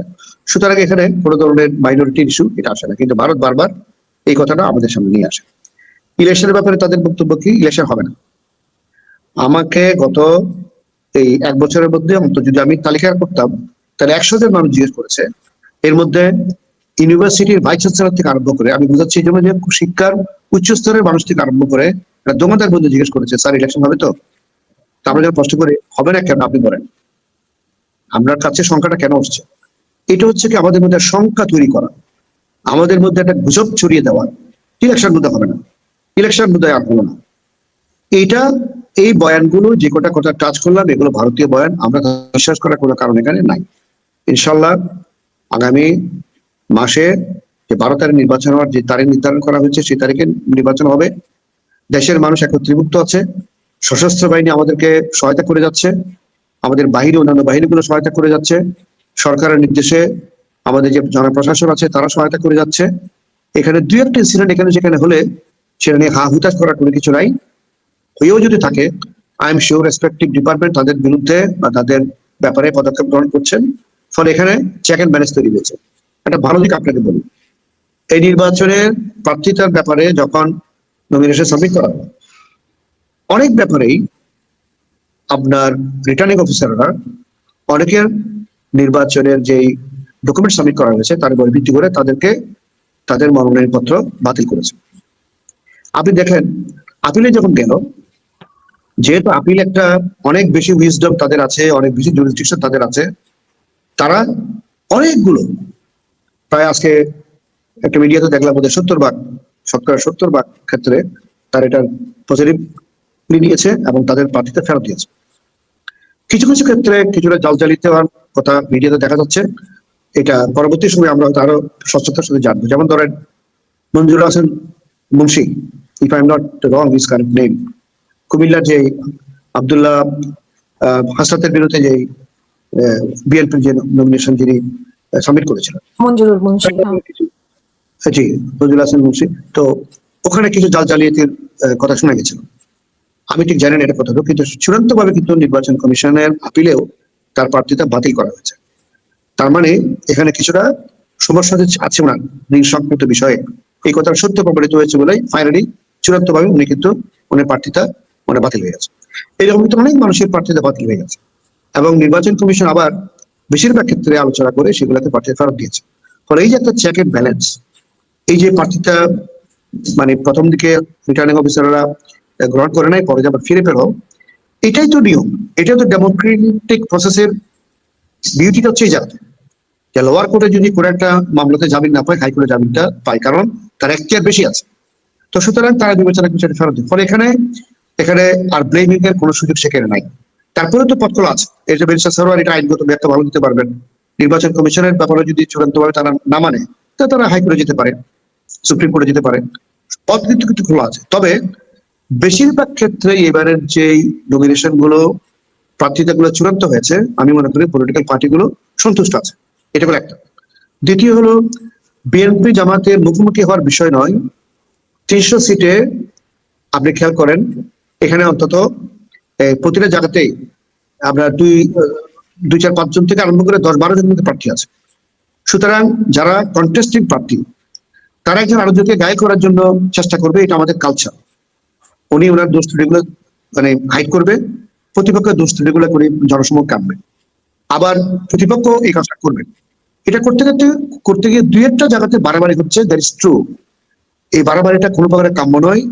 আমরা আপনার আজকে টক শো এর মাধ্যমে সিনিয়র নেতাদেরকে বলবো আপনি সেটা কন্ট্রোল করেন, এটা যাতে করে কোনো প্রকারের সাধারণ মানুষ বিভ্রান্তির মধ্যে না পড়ে যায় এবং নির্বাচনের পরিবেশ সুষ্ঠু পরিবেশ বাঞ্চাল হয় এমন অবস্থা যাতে করে কোনো প্রকারের তৈরি না। তাতে করে হবে কি, নির্বাচনে প্রভাবান্বিত করবে কিভাবে, মানুষের মধ্যে ভয় ভীতি তৈরি হবে। অ্যাটলিস্ট 100টা জায়গাতেও যদি হয় তাহলে 100টা কনস্টিটিউয়েন্সি সেটা এফেক্ট করবে। এই ভয় ভীতি যাতে করে তৈরি না হয়, সিনিয়র নেতৃত্ব তাদের প্রার্থীদেরকে ডাইরেক্টলি যাতে কন্ট্রোল করতে পারে, দেশের জনগণ অবাধে সুষ্ঠু নিরাপদভাবে ভোট দিতে পারে, এই পরিবেশ যাতে করে তৈরি রাখেন, এটা পলিটিক্যাল পার্টির দলের সিনিয়র লিডারদের এটা খুবই গুরুত্বপূর্ণ দায়িত্ব। আশা করি তারা সেটা পালন করবেন এবং লোকালি যেখানে বিএনপি জামাত বা অন্য পলিটিক্যাল পার্টির লিডারদের মধ্যে কিছু কিছু ক্ষেত্রে মারমুখ তৈরি হচ্ছে, এটাও তারা ইচ্ছা করলে কন্ট্রোল করতে পারবেন। আশা করি এটা কন্ট্রোল হবে। সুতরাং এখানে ভয় পাওয়ার কোনো কারণ নাই। চলুন আমরা সবাই ঐক্যমত্য ভাবে বলি যে নির্বাচন হবে এবং নির্বাচন হতেই হবে এবং নির্বাচন সুষ্ঠু হবে। এটা ভারতীয় বয়ান বলুন আর অন্য কোনো বয়ান বলুন, আমরা কিছু ক্রিয়া করবো ইনশাআল্লাহ। ধন্যবাদ। অসংখ্য ধন্যবাদ। আমি ব্যারিস্টার সারোয়ার আপনার কাছে অবশ্যই শুনতে চাইবো যে নির্বাচন কমিশনকে আসলে দলগুলো বেশি প্রেসার দিচ্ছে কিনা, নাকি নির্বাচন কমিশনেরই কিছু দুর্বলতার কারণে এই ধরনের পরিস্থিতি ক্রিয়েট হয়েছে। আপনার কাছে শুনতে চাই যে আর ঋণ খেলাপির ব্যাপারে যে আইনি ব্যাপারগুলো সেগুলো আপনার কাছে একটু শুনতে চাই, দ্বৈধ নাগরিকত্ব এবং ঋণ খেলাপি। ধন্যবাদ আপনাকে, ধন্যবাদ আজকের সহ-আলোচক দুজনেই আমার প্রিয় মানুষ এবং আমাদের x colleagues. We have lot of memories with them. So নির্বাচন কমিশন উপর অতিরিক্ত চাপ সৃষ্টি করা হচ্ছে কিনা, আমার মনে হয় অতিরিক্ত চাপ সৃষ্টি করা হচ্ছে। কারণ এদেশের পলিটিক্যাল কালচারের একটা অংশ হলো যে যাদের একটু ডমিনেন্ট পজিশন থাকে, নির্বাচন কমিশন তাদের আজ্ঞাবহ কাজ করবে এই ধরনের একটা আশাবাদ তাদের মধ্যে সৃষ্টি হয়, অথবা যে কোনো ইস্যুতে তারা একটা শক্তি প্রদর্শন করতে চায়, যেটা আওয়ামী লীগ গত 15 বছর করছে। যে নির্বাচন কমিশন তাদের পাপেট ছিল, তাদের পছন্দ মতন লোকই নির্বাচন কমিশন হতে হবে এবং নির্বাচনটা আওয়ামী লীগের পছন্দ মতনই করতে হবে, এবং তারা 3টে নির্বাচন সেইভাবে করেছে। তো নির্বাচন কমিশনের আইন অনুযায়ী, সাংবিধানিক আইন অনুযায়ী সকল প্রশাসনিক প্রতিষ্ঠান নির্বাচন কমিশনকে সুষ্ঠু পার্টিসিপেটিভ নির্বাচন করার জন্য সার্বিক সহযোগিতা প্রদান করবে। কিন্তু আমাদের ব্যুরোক্রেসির একটা ক্যারেক্টার হলো যে তারা যদি দেখতে পায় যে কোনো একটা দল ক্ষমতা আসতেছে, তখন অটোমেটিক তারা একটা পজিশন নিয়ে নেয় সেই দলের লয়ালিটি প্রদর্শন করার জন্য, ভবিষ্যৎ কৃপা পাওয়ার জন্য। কি কৃপা? প্রমোশন, ভালো পোস্টিং এবং আরো কিছু বেনিফিট অটোমেটিক একটা। সো প্রশাসনের একটা অংশ কিন্তু অটোমেটিক সেখানে চলে গেছে। এই প্রশাসনের অংশ বলতে আমি বুঝেছি পুলিশ, অ্যাডমিনিস্ট্রেশন এবং অন্য অন্য যে সংগঠন, যে সংস্থাগুলো রয়েছে। সো প্রশাসন কিন্তু অলরেডি যেদিকে বাতাস সেদিকে কিন্তু পাল উড়ায়, এবং পাল উড়ানো কিন্তু শুরু হয়ে গেছে। আর আমাদের পলিটিক্যাল কালচারের একটা অংশ হলো যে কোনো ইস্যুতে বিড়াল মারার যে থিওরি, যে প্রথম রাত্রে বিড়াল মারতে চায়, ওই বিড়াল মাইরে দেখাইতে চায় যে নির্বাচন কমিশন যদি তাদের মতো করে তাদের ইচ্ছে মতো যদি কাজ না করে, তাহলে বিভিন্নভাবে বেকায়দায় ফেলানো হবে, তাদেরকে ভবিষ্যতে বিপদে ফেলানো হবে, এইগুলো হবে। তো সেই জন্য আজকে আমরা দেখলাম যে ঠিক আছে, ব্যালট নিয়ে একটা ইস্যু আসছে, আপনারা নিজেরা যে সেখানে রিপ্রেজেন্টেশন দিয়েছেন, তো সেখানে যদি একটা যুক্তিসঙ্গত সমাধান না করে নির্বাচন কমিশন, তাহলে সেখানে কথা থাকতে পারতো। কিন্তু আমরা দেখলাম যে ঢাকা শহরে একজন মেয়র দাবি করে ঢাকা শহরকে প্রায় 200 অচল করে রাখলো। তো আপনি যখন এখানে রিপ্রেজেন্টেশন দিলেন, রিপ্রেজেন্ট দেওয়ার পরে কোনো সময় অ্যালাউ না করে, যুক্তিসঙ্গত ব্যাখ্যা না নিয়ে কেন কিভাবে হলো, বা সেখানে কোন নীতিতে তারা করলো, অ্যালফাবেটিক্যালি করলো না কিভাবে করলো, সেটা একটা ব্যাখ্যা তারা নিশ্চয়ই হাজির করবে বা একটা সমাধান করবে। সেইটা শেষ না হওয়ার আগেই আমরা দেখলাম যে ছাত্র দলকে ওখানে বসে এক ধরনের শক্তি প্রদর্শন শুরু হয়ে গেছে। তো এটাই হলো আমাদের দেশের পলিটিক্যাল কালচার। এই পলিটিক্যাল কালচার যে আজকে আমরা দেখলাম যে তাদের, আমার মনে হচ্ছে যে নির্বাচন কমিশন যথেষ্ট চেষ্টা চালাচ্ছে এখানে। ইফ আই এম নট রং, যে নির্বাচন যে কমিশনার সে বোধহয় কোথাও কি কারো নমিনেশন চেয়েছিল কিনা কখনো, আমার ঠিক এক্সাক্টলি খেয়াল নাই। এনিওয়ে, এখানে যারা আছে তারা কিন্তু চেষ্টা চালাচ্ছে, তারা কিছু সংস্কার করছে, কিন্তু সবচেয়ে বড় সংস্কার তারা করে নাই। স্বতন্ত্র প্রার্থীর জন্য যে 1% ভোটের একটা কালো আইন আছে, এইটা তাদের বাতিল করা উচিত ছিল, এইটা করে নাই। আবার এই যে অন্তর্বর্তীকালীন সরকার, তারা কিন্তু এখন বিভিন্ন জায়গায় তাদের প্রোটেকশন খুঁজছে, কৃপা খুঁজছে, এই জন্য দেখাতে চাচ্ছে যে আমি তো আপনার লোক ছিলাম বা আপনার লোক হব। তো নির্বাচন কমিশনের ভিতরে সেই টেন্ডেন্সি থাকতে পারে। তো যে টেন্ডেন্সি থাকুক না কেন, নির্বাচন কমিশনকে যদি প্রশাসন সর্বাত্মক সহযোগিতা না করে, তাহলে সঠিক এবং সুষ্ঠু নির্বাচন করা অত্যন্ত দুরূহ ব্যাপার। এবং নির্বাচন কমিশন যে সঠিক কোনো ক্ষেত্রে সঠিক কাজ করতে পারছে না, উদাহরণস্বরূপ তাদের অফিসের সামনে একজন স্বতন্ত্র প্রার্থীকে অন্য প্রার্থী মারধর করলো, সেটাকে তো গ্রেপ্তার করা উচিত ছিল। একজন রিটার্নিং অফিসারের রুমের ভিতরে দেখলাম আরেকজন প্রার্থীকে অ্যাসল্ট করলো। তো ওইখানে সেই রিটার্নিং অফিসার যে অ্যাসল্ট করা তার ক্রিমিনাল অফেন্স, সেইখানে কোনো ব্যবস্থা নিয়েছে বলে আমরা দেখি নাই, পেপার পত্রিকায় দেখি নাই। তাহলে নির্বাচন কমিশন সেটাকে মনিটর করে ওই রিটার্নিং অফিসারকে ওখান থেকে বদলি করে দেওয়া উচিত ছিল। এটা তো তাদের এখতিয়ার রয়েছে, তারা তো বদলি করতে পারে। তো সেই জন্য এই বাংলাদেশের এই যে নির্বাচন ব্যবস্থা, এই নির্বাচন ব্যবস্থায় ইলেকশন কমিশন সরকারের উপরে কমপ্লিটলি নির্ভরশীল থাকতে হয়, আর সরকারকে নির্ভরশীল থাকতে হয় এই ব্যুরোক্রেসির উপরে। আর ব্যুরোক্রেসি হলো যেদিকে বাতাস সেদিকে তারা পাল উড়ায়। এইটা কিন্তু একটা সুষ্ঠু নির্বাচন না হওয়ার সবচেয়ে বড় আশঙ্কা। তো আর আপনি আরেকটা জিনিস বলছেন যে নির্বাচন আইন যদি ঋণ খেলাপি হয়, ঋণ খেলাপি হলে তো সে নির্বাচন করতে পারবে না, ক্লিয়ার। শুধু ঋণ খেলাপি কেন, কোনো যদি বিল খেলাপি হয়, তার যদি বিদ্যুৎ বিল দেওয়া না থাকে, গ্যাস বিল দেওয়া না থাকে, টেলিফোন বিল যদি কমপ্লিট না থাকে, তাহলে সে ডিসকোয়ালিফাই হবে।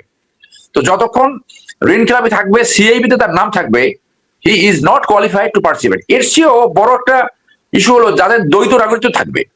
এই দ্বৈত নাগরিকত্বের ক্ষেত্রে ইসি সঠিক সিদ্ধান্ত নিতে পারে নাই। একই কারণে কাউকে কোয়ালিফাই করা হয়েছে, একই কারণে কাউকে ডিসকোয়ালিফাই করা হয়েছে। আমি অন্য একটা আলোচনায় বলেছিলাম, ইসি সত্যিকারে যদি তাদের সেই সামর্থ্য থাকে, সেই স্পিরিট থাকে, তাহলে তারা একটা সুমোটো তদন্ত করতে পারতো যে বাংলাদেশে যারা প্রার্থীদের দাখিল করছে তার ভিতরে কতজনের দ্বৈত নাগরিকত্ব আছে। এই দ্বৈত নাগরিকত্ব থাকাকালীন সময় কি করে রিটার্নিং অফিসার সেইটাকে বৈধ করলো, সেই জবাবদিহিতে ওই সমস্ত রিটার্নিং অফিসারের কাছ থেকে নেওয়া দরকার ছিল, স্বচ্ছতার স্বার্থে, জনস্বার্থে, সুষ্ঠু নির্বাচনের স্বার্থে। আমরা যেমন সিলেটে একজন রিটার্নিং অফিসার শুনলাম যে সে নাকি 1 কোটি টাকা লেনদেন করেছে, সত্য মিথ্যা জানি না, এবং বৈধতা দিয়েছে কি একজন প্রার্থী শুধু একটা আবেদন করছে তার নাগরিকত্ব বাতিল করার জন্য। তো নাগরিকত্ব বাতিল করা কি একটা অ্যাপ্লিকেশন শুধু? সে তো একটা ডকুমেন্ট পাবে যে তার নাগরিকত্ব নাই। এবং ওপেন আইস সবাই কিন্তু বুঝে যে এই ব্যাপারটা নাগরিকত্ব বাতিল হয়নি, কিন্তু কারো যেন কিছু করার নাই, কোনো কিছু বলার নাই, যেন এটা একটা গা সওয়া ভাব। এইখানে শুধু দেখলাম যে এনসিপি একটা অবস্থান নিয়েছে যাদের দ্বৈত নাগরিকত্ব আসছে তারা নির্বাচন করতে পারবে না, কিন্তু এই অবস্থানটা তো নির্বাচন কমিশনের নেওয়া উচিত ছিল। তাদের আইন তাদের কার্যকরী করতে হবে, তো সেটা যদি না করে তাহলে সেই দুর্বলতা থেকে যাবে। আর সুষ্ঠু নির্বাচন না হওয়ার আরেকটা বড় সংখ্যা কিন্তু আজকে আমাদের সামনে আসছে। আমরা একটা খবরে দেখলাম যে আওয়ামী লীগ ইন্ডিয়াতে একটা প্রেস কনফারেন্স করেছে, এবং সেইখানে তারা বলে যাচ্ছে যে তাদেরকে পার্টিসিপেট না করাতে যে নির্বাচন হতে যাচ্ছে সেই নির্বাচন তারা পণ্ড করবে, মানে কথাটা এরকম। তাহলে বাংলাদেশে নির্বাচন পণ্ড করার একটা কথা আমরা জানতে পারলাম। আর বাংলাদেশে নির্বাচন পণ্ড করার জন্য কি আছে, ওই যেখানে তারা প্রোটেকশন নিয়েছে ইন্ডিয়ায়, কারণ ইন্ডিয়ার যে দালালগুলা যারা বাংলাদেশে ফিফথ কলামিস্ট, ইন্ডিয়া তাদেরকে সৃষ্টি করেছে বাংলাদেশকে ধ্বংস করার জন্য। ইন্ডিয়া তাদেরকে এখন আশ্রয় প্রশ্রয় দিয়েছে। ইন্ডিয়া একটা বাংলাদেশের অপরাধী, গণহত্যাকারী, মানি লুণ্ঠনকারীদের একটা সেফ সেঞ্চুরি হয়ে গেছে। অর্থাৎ ইন্ডিয়া নামক একটা দেশ যতদিন থাকবে ততদিন তারা বাংলাদেশের মধ্যে এই কাজটা করবে।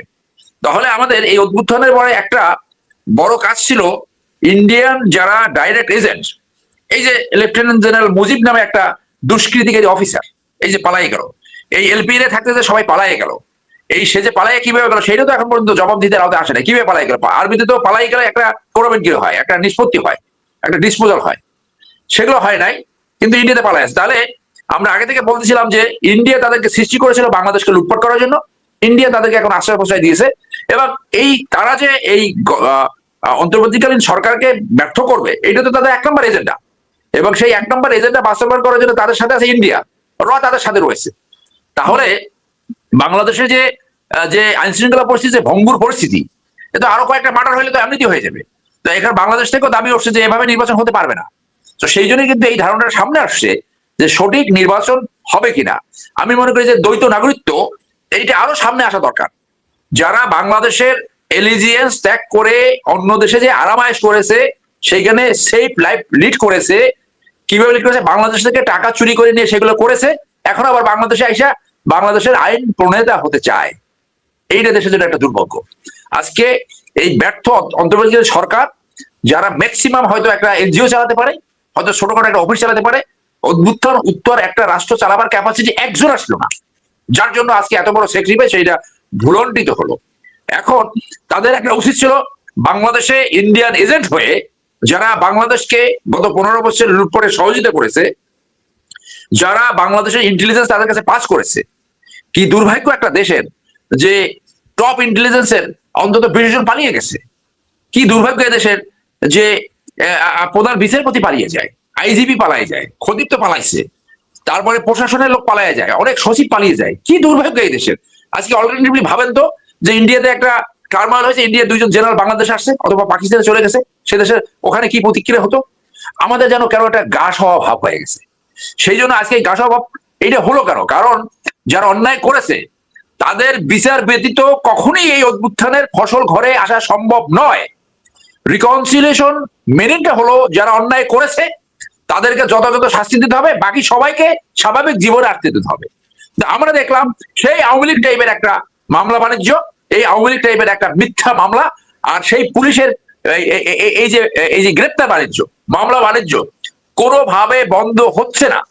তো সেই জন্য আমি মনে করি ইলেকশন হয়তো একটা হবে, সেটা ইউনূসের ভাষায় যে বাংলাদেশে ঐতিহাসিক নির্বাচন হবে সেটা নেগেটিভলি হতে পারে, এবং তারা যে পারফর্ম করতে পারে নাই, যাদের কাছে একসময় তাদের ক্ষমা চাওয়া প্রয়োজন হতে পারে। সেই জন্য আমি মনে করি যথেষ্ট সংখ্যা রয়েছে, আদৌ নির্বাচন হবে কিনা, অথবা নির্বাচন হলে কেমন নির্বাচন হবে। তবে তারা যে যে জন আকাঙ্ক্ষা সৃষ্টি হয়েছিল, নতুন রাজনৈতিক বন্দোবস্ত, দুর্নীতিমুক্ত এবং এই চাঁদাবাজ মুক্ত একটা সমাজ, ন্যায্যতা, সুশাসন এবং ন্যায় বিচার ভিত্তিক একটা সমাজ, সেটা বোধহয় হচ্ছে না। বাংলাদেশ যে জায়গায় ছিল ওইখানেই আছে। মেবি হয়তো আরেকটা লুটপাট তন্ত্র আসতেছে, হয়তো বাংলাদেশে আরেকটা অদ্ভুতের দিকে যাবে। তো এই জাতি এইভাবেই চলবে, কারণ এইখানে পলিটিক্যাল ইনস্টিটিউশন গুলো ঠিক হয় নাই, দলের ভিতরে জবাবদিহিতা নাই, দলের ভিতরে গণতন্ত্র আর নাই। তো এইখানে এই দুর্বৃত্তায়ন হলো রাজনীতি, রাজনীতি এখানে একটা চোরাতন্ত্র এবং লুটেরা তন্ত্রের সবচেয়ে বড় বাহন হয়েছে। এই জনগণ যতক্ষণ পর্যন্ত এই লুটেরা তন্ত্র এবং এই মাফিয়া তন্ত্র রাজনীতিকে যতক্ষণ পর্যন্ত এখানে পরিত্যাগ না করবে, ততক্ষণ পর্যন্ত এই দেশের মানুষই বারবার এরকম সাফার করতে থাকবে। ধন্যবাদ। অসংখ্য ধন্যবাদ। আমি ব্রিগেডিয়ার জেনারেল রকুনুদ্দিন, এই যে দ্বৈত নাগরিকত্ব, এই সরকারের মধ্যে এখন যে অন্তর্বর্তীকালীন সরকার আছে, সেই সরকারের মধ্যে আমরা দেখেছি যে দ্বৈত নাগরিকত্ব কয়েকজন আছে। এটা নিয়ে অনেকবার আমাদের টক শোতেও আলোচনা হয়েছে। তো এবং দ্বৈত নাগরিকত্ব থেকে যে নমিনেশন ইয়ে করা, মানে প্রার্থিতা ঘোষণা করা বা প্রার্থী হওয়া, এটা কিন্তু আমরা এইবারই বেশি দেখতে পাচ্ছি। তো এটি কেন বলে আপনি মনে করেন? দেখা যাচ্ছে ঋণ খেলাপি নিয়েও নিষ্পত্তি কথা বলছেন।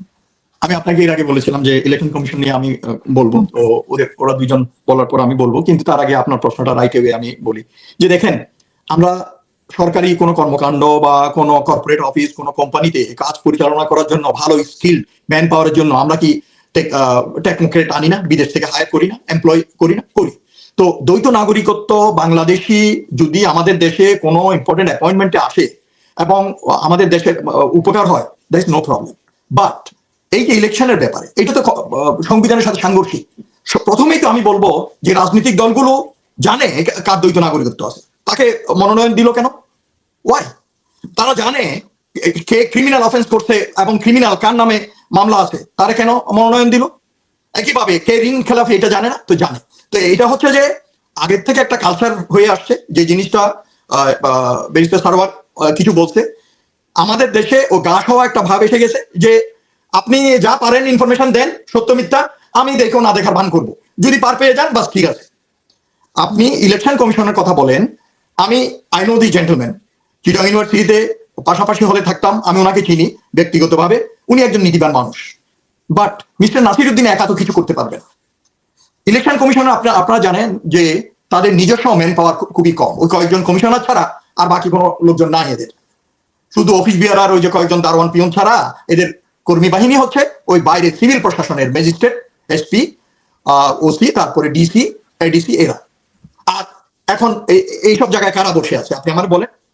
ইন্টারিম সরকার আসার পর সবাই চিল্লাচ্ছিল, এই যে সুশীলরা বলেন, বিভিন্ন সেমিনারে বলেন, বিভিন্ন টক শোতে বলেন, সবাই বলতেছিল, লিখতেছিল যে you have to do the cleansing, পরিষ্কার করতে হবে স্বৈরাচারের দোষদের। যদিও এটা একটা হিউজ টাস্ক, বাট এরপরও মোটামুটি নিরপেক্ষ যারা, তাদেরকে দায়িত্বশীল পজিশনে ইয়ে করা ছিল, রদবদল করে, এটা হয়নি, আশানুরূপ ভাবে হয়নি, এবং ওরাই কিন্তু বসে আছে। ওই যে সারোয়ার যেটা বললো যে এখন ওরা ওই যেদিকে পার ওদিকে বাতাস দিচ্ছে, ওরা জানে।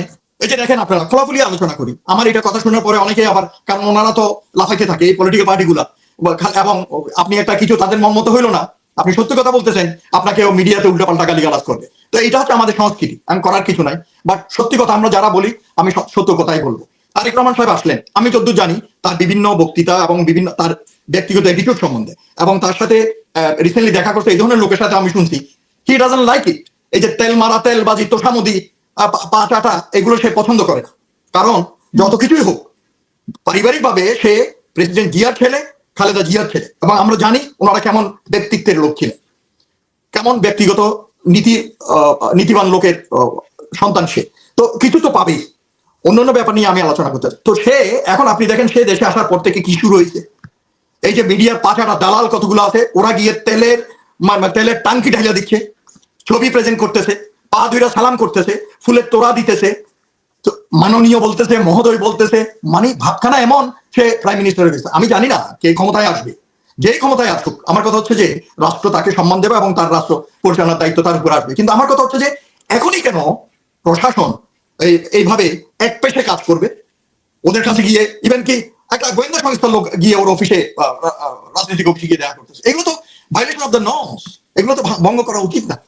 ঠিক আছে, ব্যক্তিগত মতামত, ওপিনিয়ন বা একজনের থাকতেই পারে, কিন্তু যারা সরকারি চাকরি করতেছে বা কোনো পজিশন অফ অথরিটিতে আছে তারা তো এভাবে এক্সপোজ করতে পারে না, কারণ তাইলে তখন সরকার বা ওই ইনস্টিটিউশন নিরপেক্ষতা হারাবে।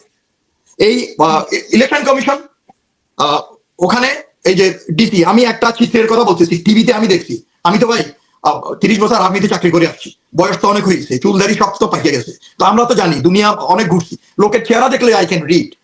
একটা রিটার্নিং অফিসারের সামনে দাঁড়ানো আরেকজন দ্বৈত নাগরিক হলো একজন ব্যবসায়ী, হ্যাঁ, বসে আছে, আচ্ছা আপনাদের ওনার নামে কোনো সন্দেহ আছে? নাই, উনি দ্বৈত নাগরিকত্ব সারেন্ডারের একটা চিঠি দিছে, তারপর হোয়াট ইজ দ্য ডিসপোজাল? এটার ভেরিফিকেশন হয়েছে? এটার যেই সরকারের সাবমিট করছে তাদের কাছে কোনো অ্যাকনোলেজমেন্ট চিঠি আছে, রিসিপ্ট আছে? তো এগুলো তো সাবমিট করার কথা, এগুলো ছাড়াই আপনি তাদের মনোনয়ন দিবেন। তো এগুলো দেখলে আমরা বুঝতে পারি বডি ল্যাঙ্গুয়েজ। তো নিরপেক্ষতা ওখানেই হারাচ্ছে। এই ধরনের কিছু কিছু ব্যাপারে নির্বাচন কমিশন উদাসীন করতেছে, নির্বাচন আচরণবিধি বিভিন্ন জায়গায় ভঙ্গ হচ্ছে, এগুলোর ব্যাপারে কোনো ড্রাস্টিক অ্যাকশন নিচ্ছে না। তাদের আন্ডারে দেয়া আছে ল এনফোর্সমেন্ট এজেন্সি, এগুলো দিয়ে তারা কোনো অ্যাকশন নিচ্ছে না, দেখেও না দেখার ভান করতেছে। ওই যে সরওয়ার যেটা বললো, এটা মানে বাস, আরে ভাই ওরা তো ক্ষমতায় আসতে পারে, ওদেরকে ঘাড়াইয়া লাভ নাই, আমার তো চাকরি প্রমোশন এগুলো দরকার আছে। তো এরকম হলে হবে না। তো সেই জন্য নির্বাচন কমিশন ওদের নিরপেক্ষতা হারাচ্ছে, এটা নিয়ে জনগণের ভিতরে শঙ্কা তৈরি হয়েছে, উদ্বেগ তৈরি হয়েছে। নিরপেক্ষ নির্বাচন কমিশন এই ব্যাপারে সচেষ্ট হওয়া উচিত। আচরণবিধি, নির্বাচনী আচরণবিধি ভায়োলেশন যেগুলো হচ্ছে, ভঙ্গ হচ্ছে, এগুলোর ব্যাপারে ড্রাস্টিক অ্যাকশন নেওয়া উচিত। আর মনোনয়নের ব্যাপারে যে দ্বৈত নাগরিকত্ব, ঋণ খেলাপি, ক্রিমিনাল অফেন্স, ক্রিমিনাল যারা আছে তাদের মানে অ্যাজ পার রিকোয়ারমেন্ট যারা মনোনয়ন পাওয়ার কথা না, তা এই ধরনের যদি কোনো বিতর্ক সৃষ্টি হয়, কাউকে দিলেন কাউকে দিলেন না, আপনি তো দিতে পারেন না, আপনি দিবেন কেমনে? ওখানেই তো আপনি ইউ শুড বি ফায়ার্ড। যে রিটার্নিং অফিসার দিচ্ছে তাকেই তো ফায়ার করা উচিত। তো এই ধরনের ব্যবস্থা নিতে হবে। আর আরেকটা হচ্ছে যে ইলেকশন নিয়ে আমি নিজে সংখ্যায় আছি, কেন বলতেছি, যদিও আমি মনে প্রাণে চাই ইলেকশন হোক, ইলেকশন হওয়া দরকার, ভারত চায় এই ইলেকশন যেন বানচাল হয়, আওয়ামী লীগ চায় এই ইলেকশন যেন বানচাল হয়, এবং এটা নিয়ে ওরা আন্তর্জাতিক পর্যায়ে প্রপাগান্ডা করতেছে, এটাকে ইনক্লুসিভনেসের কথা বইলা এটাকে মিসগাইড করার জন্য এবং ওই বয়ানটা খাওয়ানোর জন্য। কিন্তু আশা করি এটা হবে না। কিন্তু আমি যে জিনিসটা বলতেছিলাম, এই যে কালকে স্বরাষ্ট্র উপদেষ্টা উনি বলছেন কোথায় বক্তৃতা দিতে গিয়ে যে ওই লুঠাওয়া হাতিয়ার ব্যবহার হবে না, তার মানে অন্য হাতিয়ার ব্যবহার হবে। আপনি এটা কি বলতেছেন? What do you mean? আপনি আমার গ্যারান্টি দিয়ে বলতে পারবেন যতগুলো থানা লুটের হাতিয়ার গেছে এগুলো সব উদ্ধার হয়েছে? হয়নি। আরে ভাই আমরা তো জানি, ও কারণ ওইভাবে আর্মি মাঠে আছে, ওদের যান ছেঁড়া ব্যথা হয়ে যাচ্ছে। আমরা তো সেনাবাহিনী চাকরি করছি, এই যে সেনাবাহিনীর কাজ পুলিশের কাজ করে না, পুলিশ আরাম করতেছে, ওনাদের ভয়, ওনারা জনগণের কাছে যেতে পারতেছে না, এইসব কথা বলতেছে পুলিশের রাজি। আর আর্মিরে ফেলে রাখছে সেই 1.5 বছরের উপরে।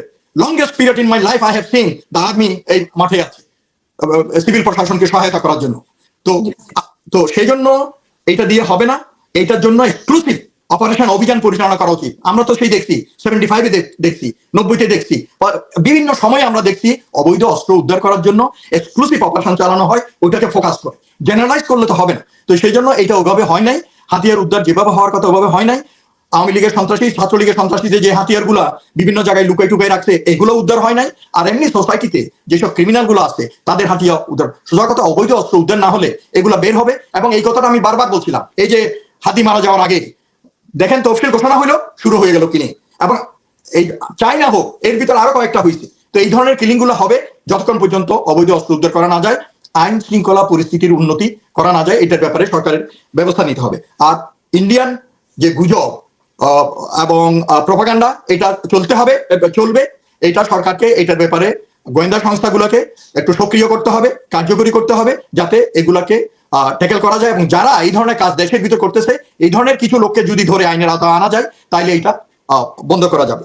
নেক্সট হচ্ছে আমাদের নিরাপত্তা। মনে করেন আমাদের সীমান্তে ওপারে ওরা আমাদেরকে একটা থ্রেট পোস্ট করতেছে, ভারত বিভিন্ন জায়গায়, লালমনিরহাটের উল্টা পাশে এই যে 3টা ব্যাটালিয়ন ডেপ্লয় করছে, তারপর কিছু এয়ার এসেট আনছে, তারপরে ওদিকে ওই মণিপুরের ওদিকে পুরনো সেকেন্ড ওয়ার্ল্ড ওয়ারের কিছু এয়ার স্ট্রিপ, যেগুলা জঙ্গল টঙ্গল ওইটা নষ্ট হয়ে গেছে, ভেঙে গেছে, প্লাস্টার ওইগুলারে রিনোভেট করতেছে।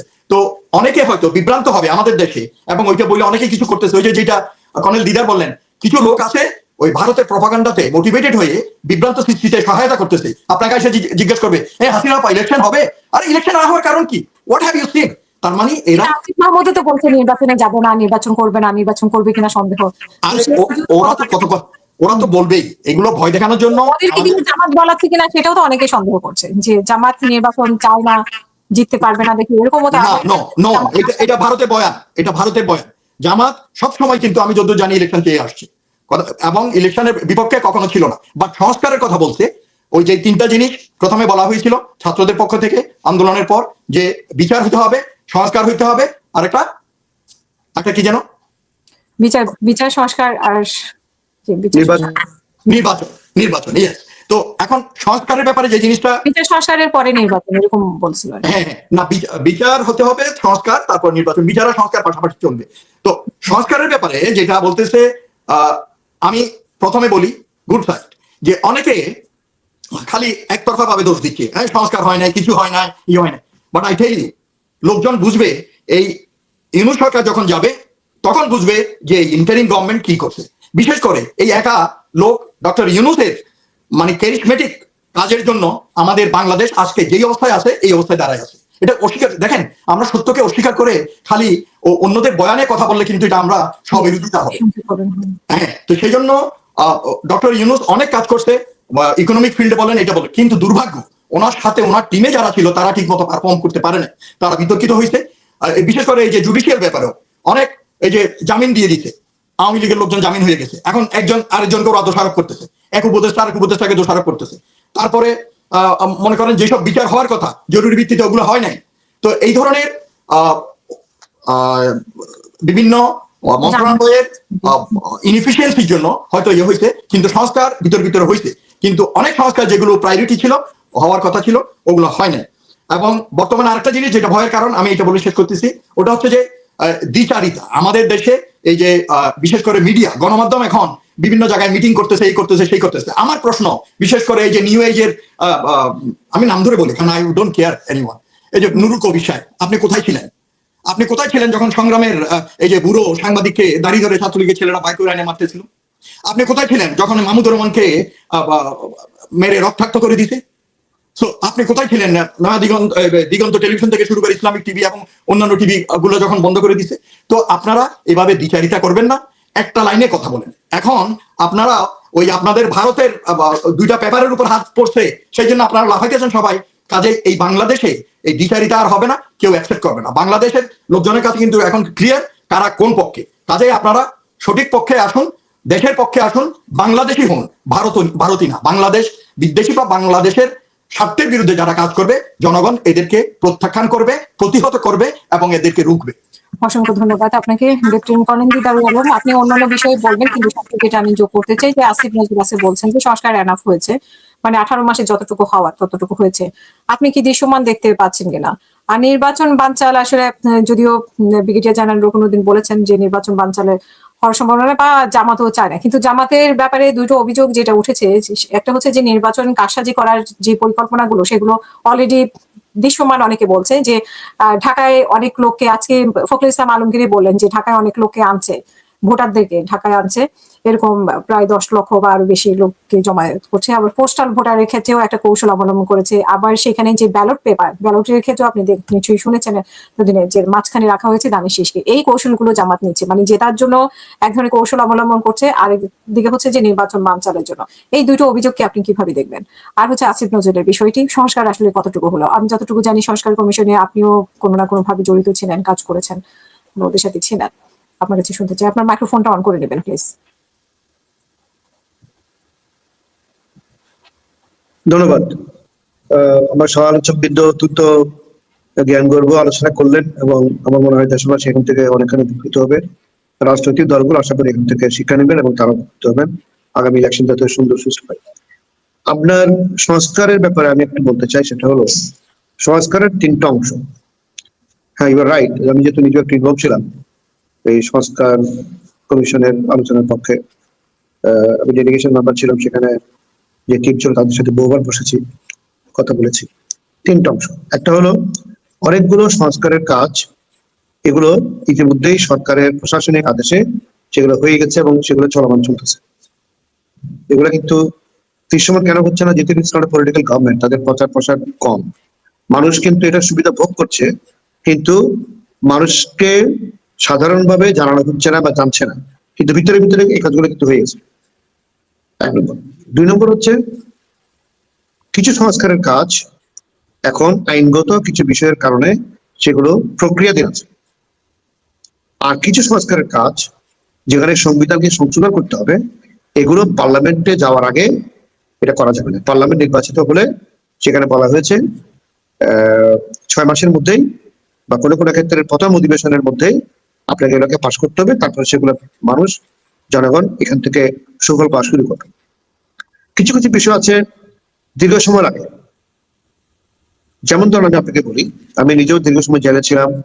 আমার এখানে সহকর্মী ব্যারিস্টার সরওয়ার বিভিন্ন কারণে মানে অপরাধ না করা সত্ত্বেও উনি জেল কেটেছেন, আমি জানি সেটা। রিমান্ড নামক একটা শব্দ আছে, যে পুলিশ তাদেরকে রিমান্ডে নিয়ে যায়। জেড এখন পান্না অত্যন্ত সিনিয়র একজন লয়ার, তিনি টেলিভিশন টক শোতে বললেন যে রিমান্ড নেওয়াটা আইনে নাই, বৈধ নয়, বৈধ। আমাদের সিআরপিসিতে বলেন বা কোথাও রিমান্ড নেওয়ার দেওয়ার অধিকার নাই, আমরা এটাকে আইনকে অবৈধভাবে ব্যবহার করে রিমান্ডে দিচ্ছি। আমার কথা হলো, আপনি এতদিন বলেন না কেন? 17 বছর বলেন না কেন? কত 50 বছরে বলেন না কেন? আওয়ামী লীগের মানুষদেরকে রিমান্ডে নেওয়ার টাইম হয়েছে, আপনি এখন বলছেন যে রিমান্ড অবৈধ।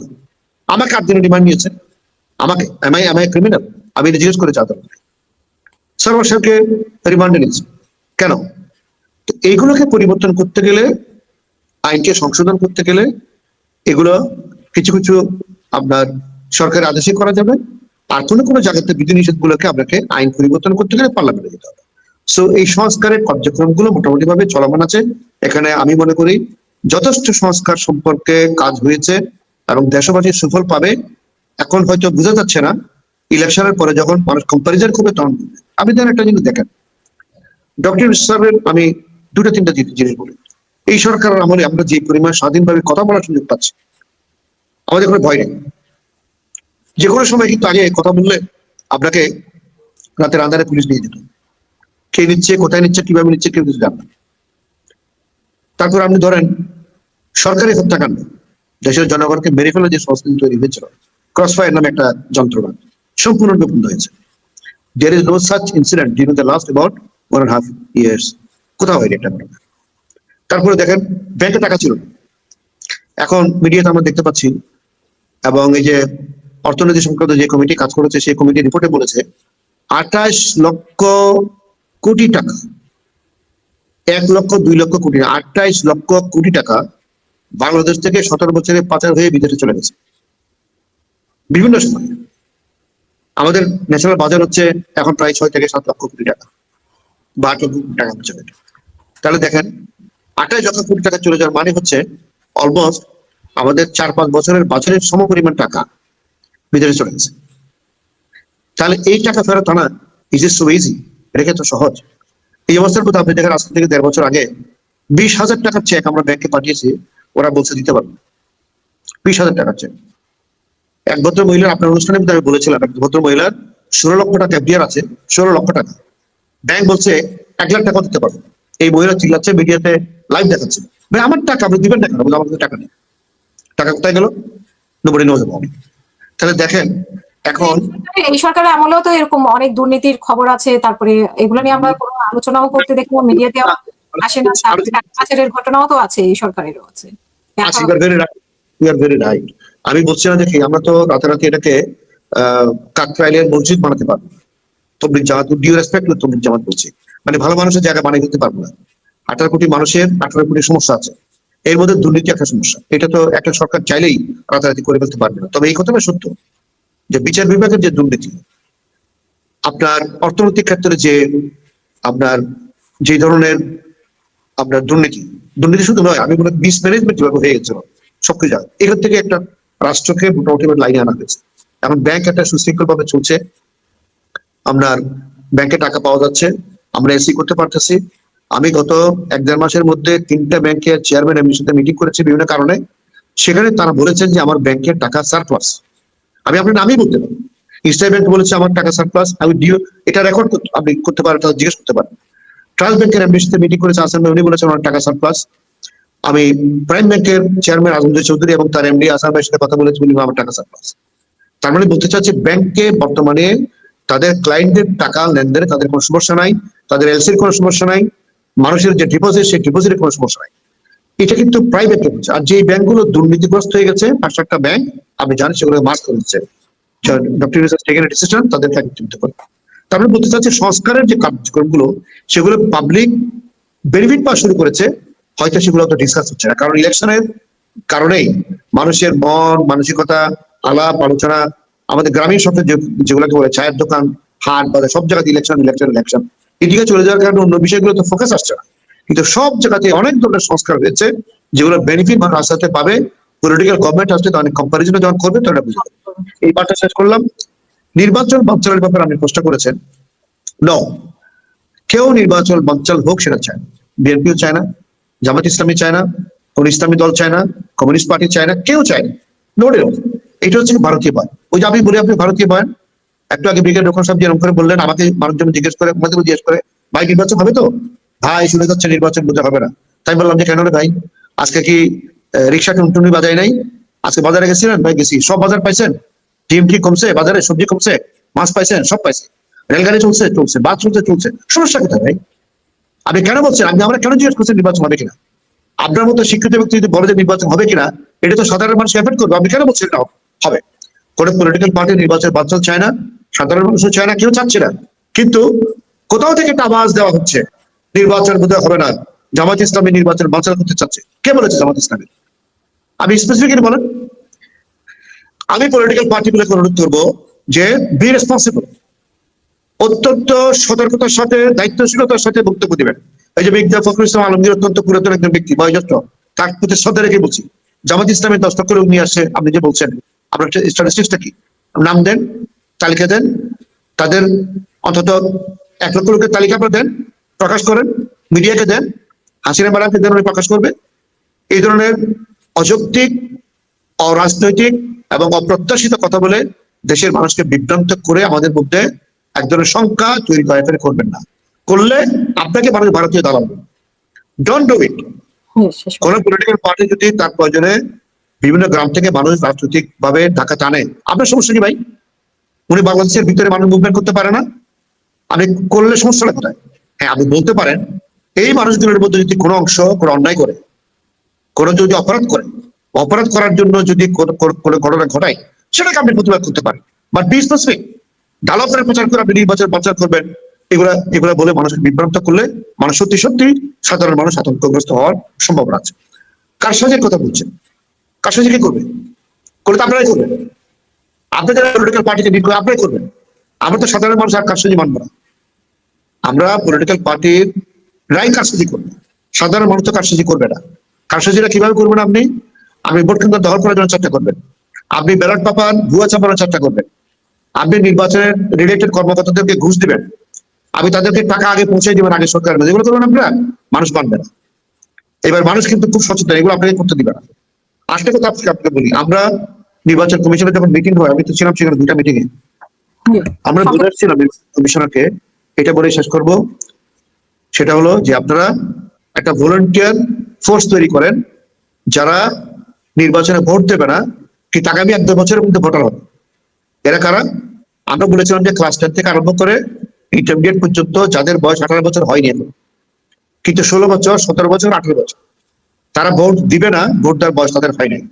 এদেরকে দিয়ে স্কুল যেহেতু ছুটি থাকবে, আমরা প্রত্যেক ভোট কেন্দ্রে 50 থেকে 60 জন ছাত্রদেরকে দিয়ে ভলান্টারি ফোর্স তৈরি করে, তারাই ভোট কেন্দ্রে পাহারা দিবে। সেনাবাহিনী, নৌবাহিনী, বিমান বাহিনী, বিডিআর, আনসার, বিডিপি এদেরকে সাথে নিয়ে যে কোনো ধরনের বিশৃঙ্খলা যে কোনো দল করবে, ওই ভলান্টিয়ার ফোর্স এটাকে রুখে দিবে।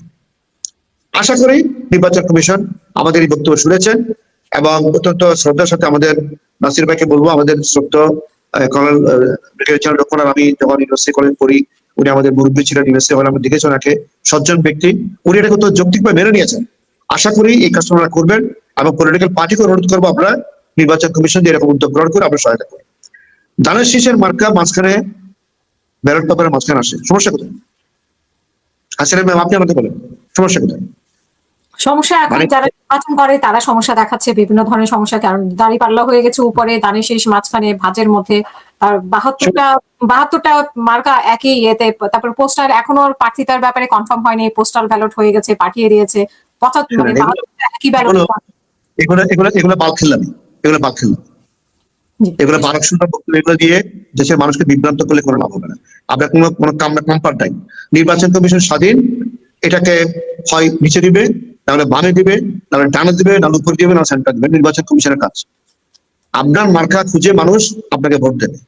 এখানে যদি মাঝখানে হয় সেটা সে দানের শীটে দিবে, যে দানের শীটে দেওয়ার ডান কোনা দিলেও হবে, বাম কোনা দিলে হবে। আপনি জানবেন কি মানুষ তো ব্যালট পেপার দেখবেন, ওই ব্যালট পেপার যদি ছাপিয়ে ওখানে দিবে সেদিন দেবেন। তার আগে তো আপনি ব্যালট পেপার দেখার কথা না। আপনার মার্কা কি ডানে থাকলো, বামে থাকলো, সেন্টারে থাকলো, ইট ডাজন্ট ম্যাটার। তো আজকে যদি বিএনপি মাঝখানে আছে সে কথা বলে প্রবাসী পাঠিয়ে দিয়েছে, প্রবাসী জামাত ইসলাম করতে পারে, জামাত ইসলাম করতে পারে ভাই আমারটা 1 নম্বরে দিতে হবে। হুম। আর কালকে ইসলাম ঐক্য বলতে পারবে বাবারটা ডান কোনার উপরে দিতে হবে। No, that is not your lookout. নির্বাচন কমিশন তার নিজের সিস্টেমে যাকে যেখানে প্লেস করার সেখানে প্লেস করবে। আপনি যদি আজকে ধানের শীষের এই কথাটা ধানের শীষ কিন্তু পাল্টাই দেন, তাহলে বাংলাদেশের আরো 35টা পার্টি আছে, রেজিস্টার্ড পার্টি। আজকে সংখ্যাটা বেড়েছে, এখন অলমোস্ট প্রায় 60-এর উপরে গেছে। তাহলে প্রত্যেকে দাবি করবে আমার এখানে দেন, আমাকে 1 নম্বর দিতে হবে। তাহলে এটা করতে হবে তো 5 বছর লাগবে সেটেল করতে। সুতরাং এগুলো কথা শোনা যাবে না। নির্বাচন কমিশনের স্বাধীনভাবে তারা যেটা যেখানে দেওয়ার মনে করে, হ্যাঁ, নির্বাচন কমিশন যাতে করে স্বাধীনভাবে কাজটা করে এবং তারা যাতে নিরপেক্ষভাবে কাজটা করে সেটা আপনি বলবেন। কিন্তু আপনি ডিক্টেট করতে পারেন না যে আমার মাঝখানে হয়তো আপনি বামে দিবেন, উপরে দিবেন, এটা আপনি বলতে পারেন না। তাহলে আপনি নির্বাচন কমিশনের স্বাধীনতাকে খর্ব করছেন, এটা আপনাকে মনে রাখতে হবে। ধন্যবাদ আপনাকে। জি, অসংখ্য ধন্যবাদ। আমি একটু সংস্কার নিয়ে আমি একটু ব্যারিস্টার সারোয়ার এবং অন্যান্য বিষয় নিয়ে যদি আপনার কিছু বলা থাকে একটু যোগ করবেন।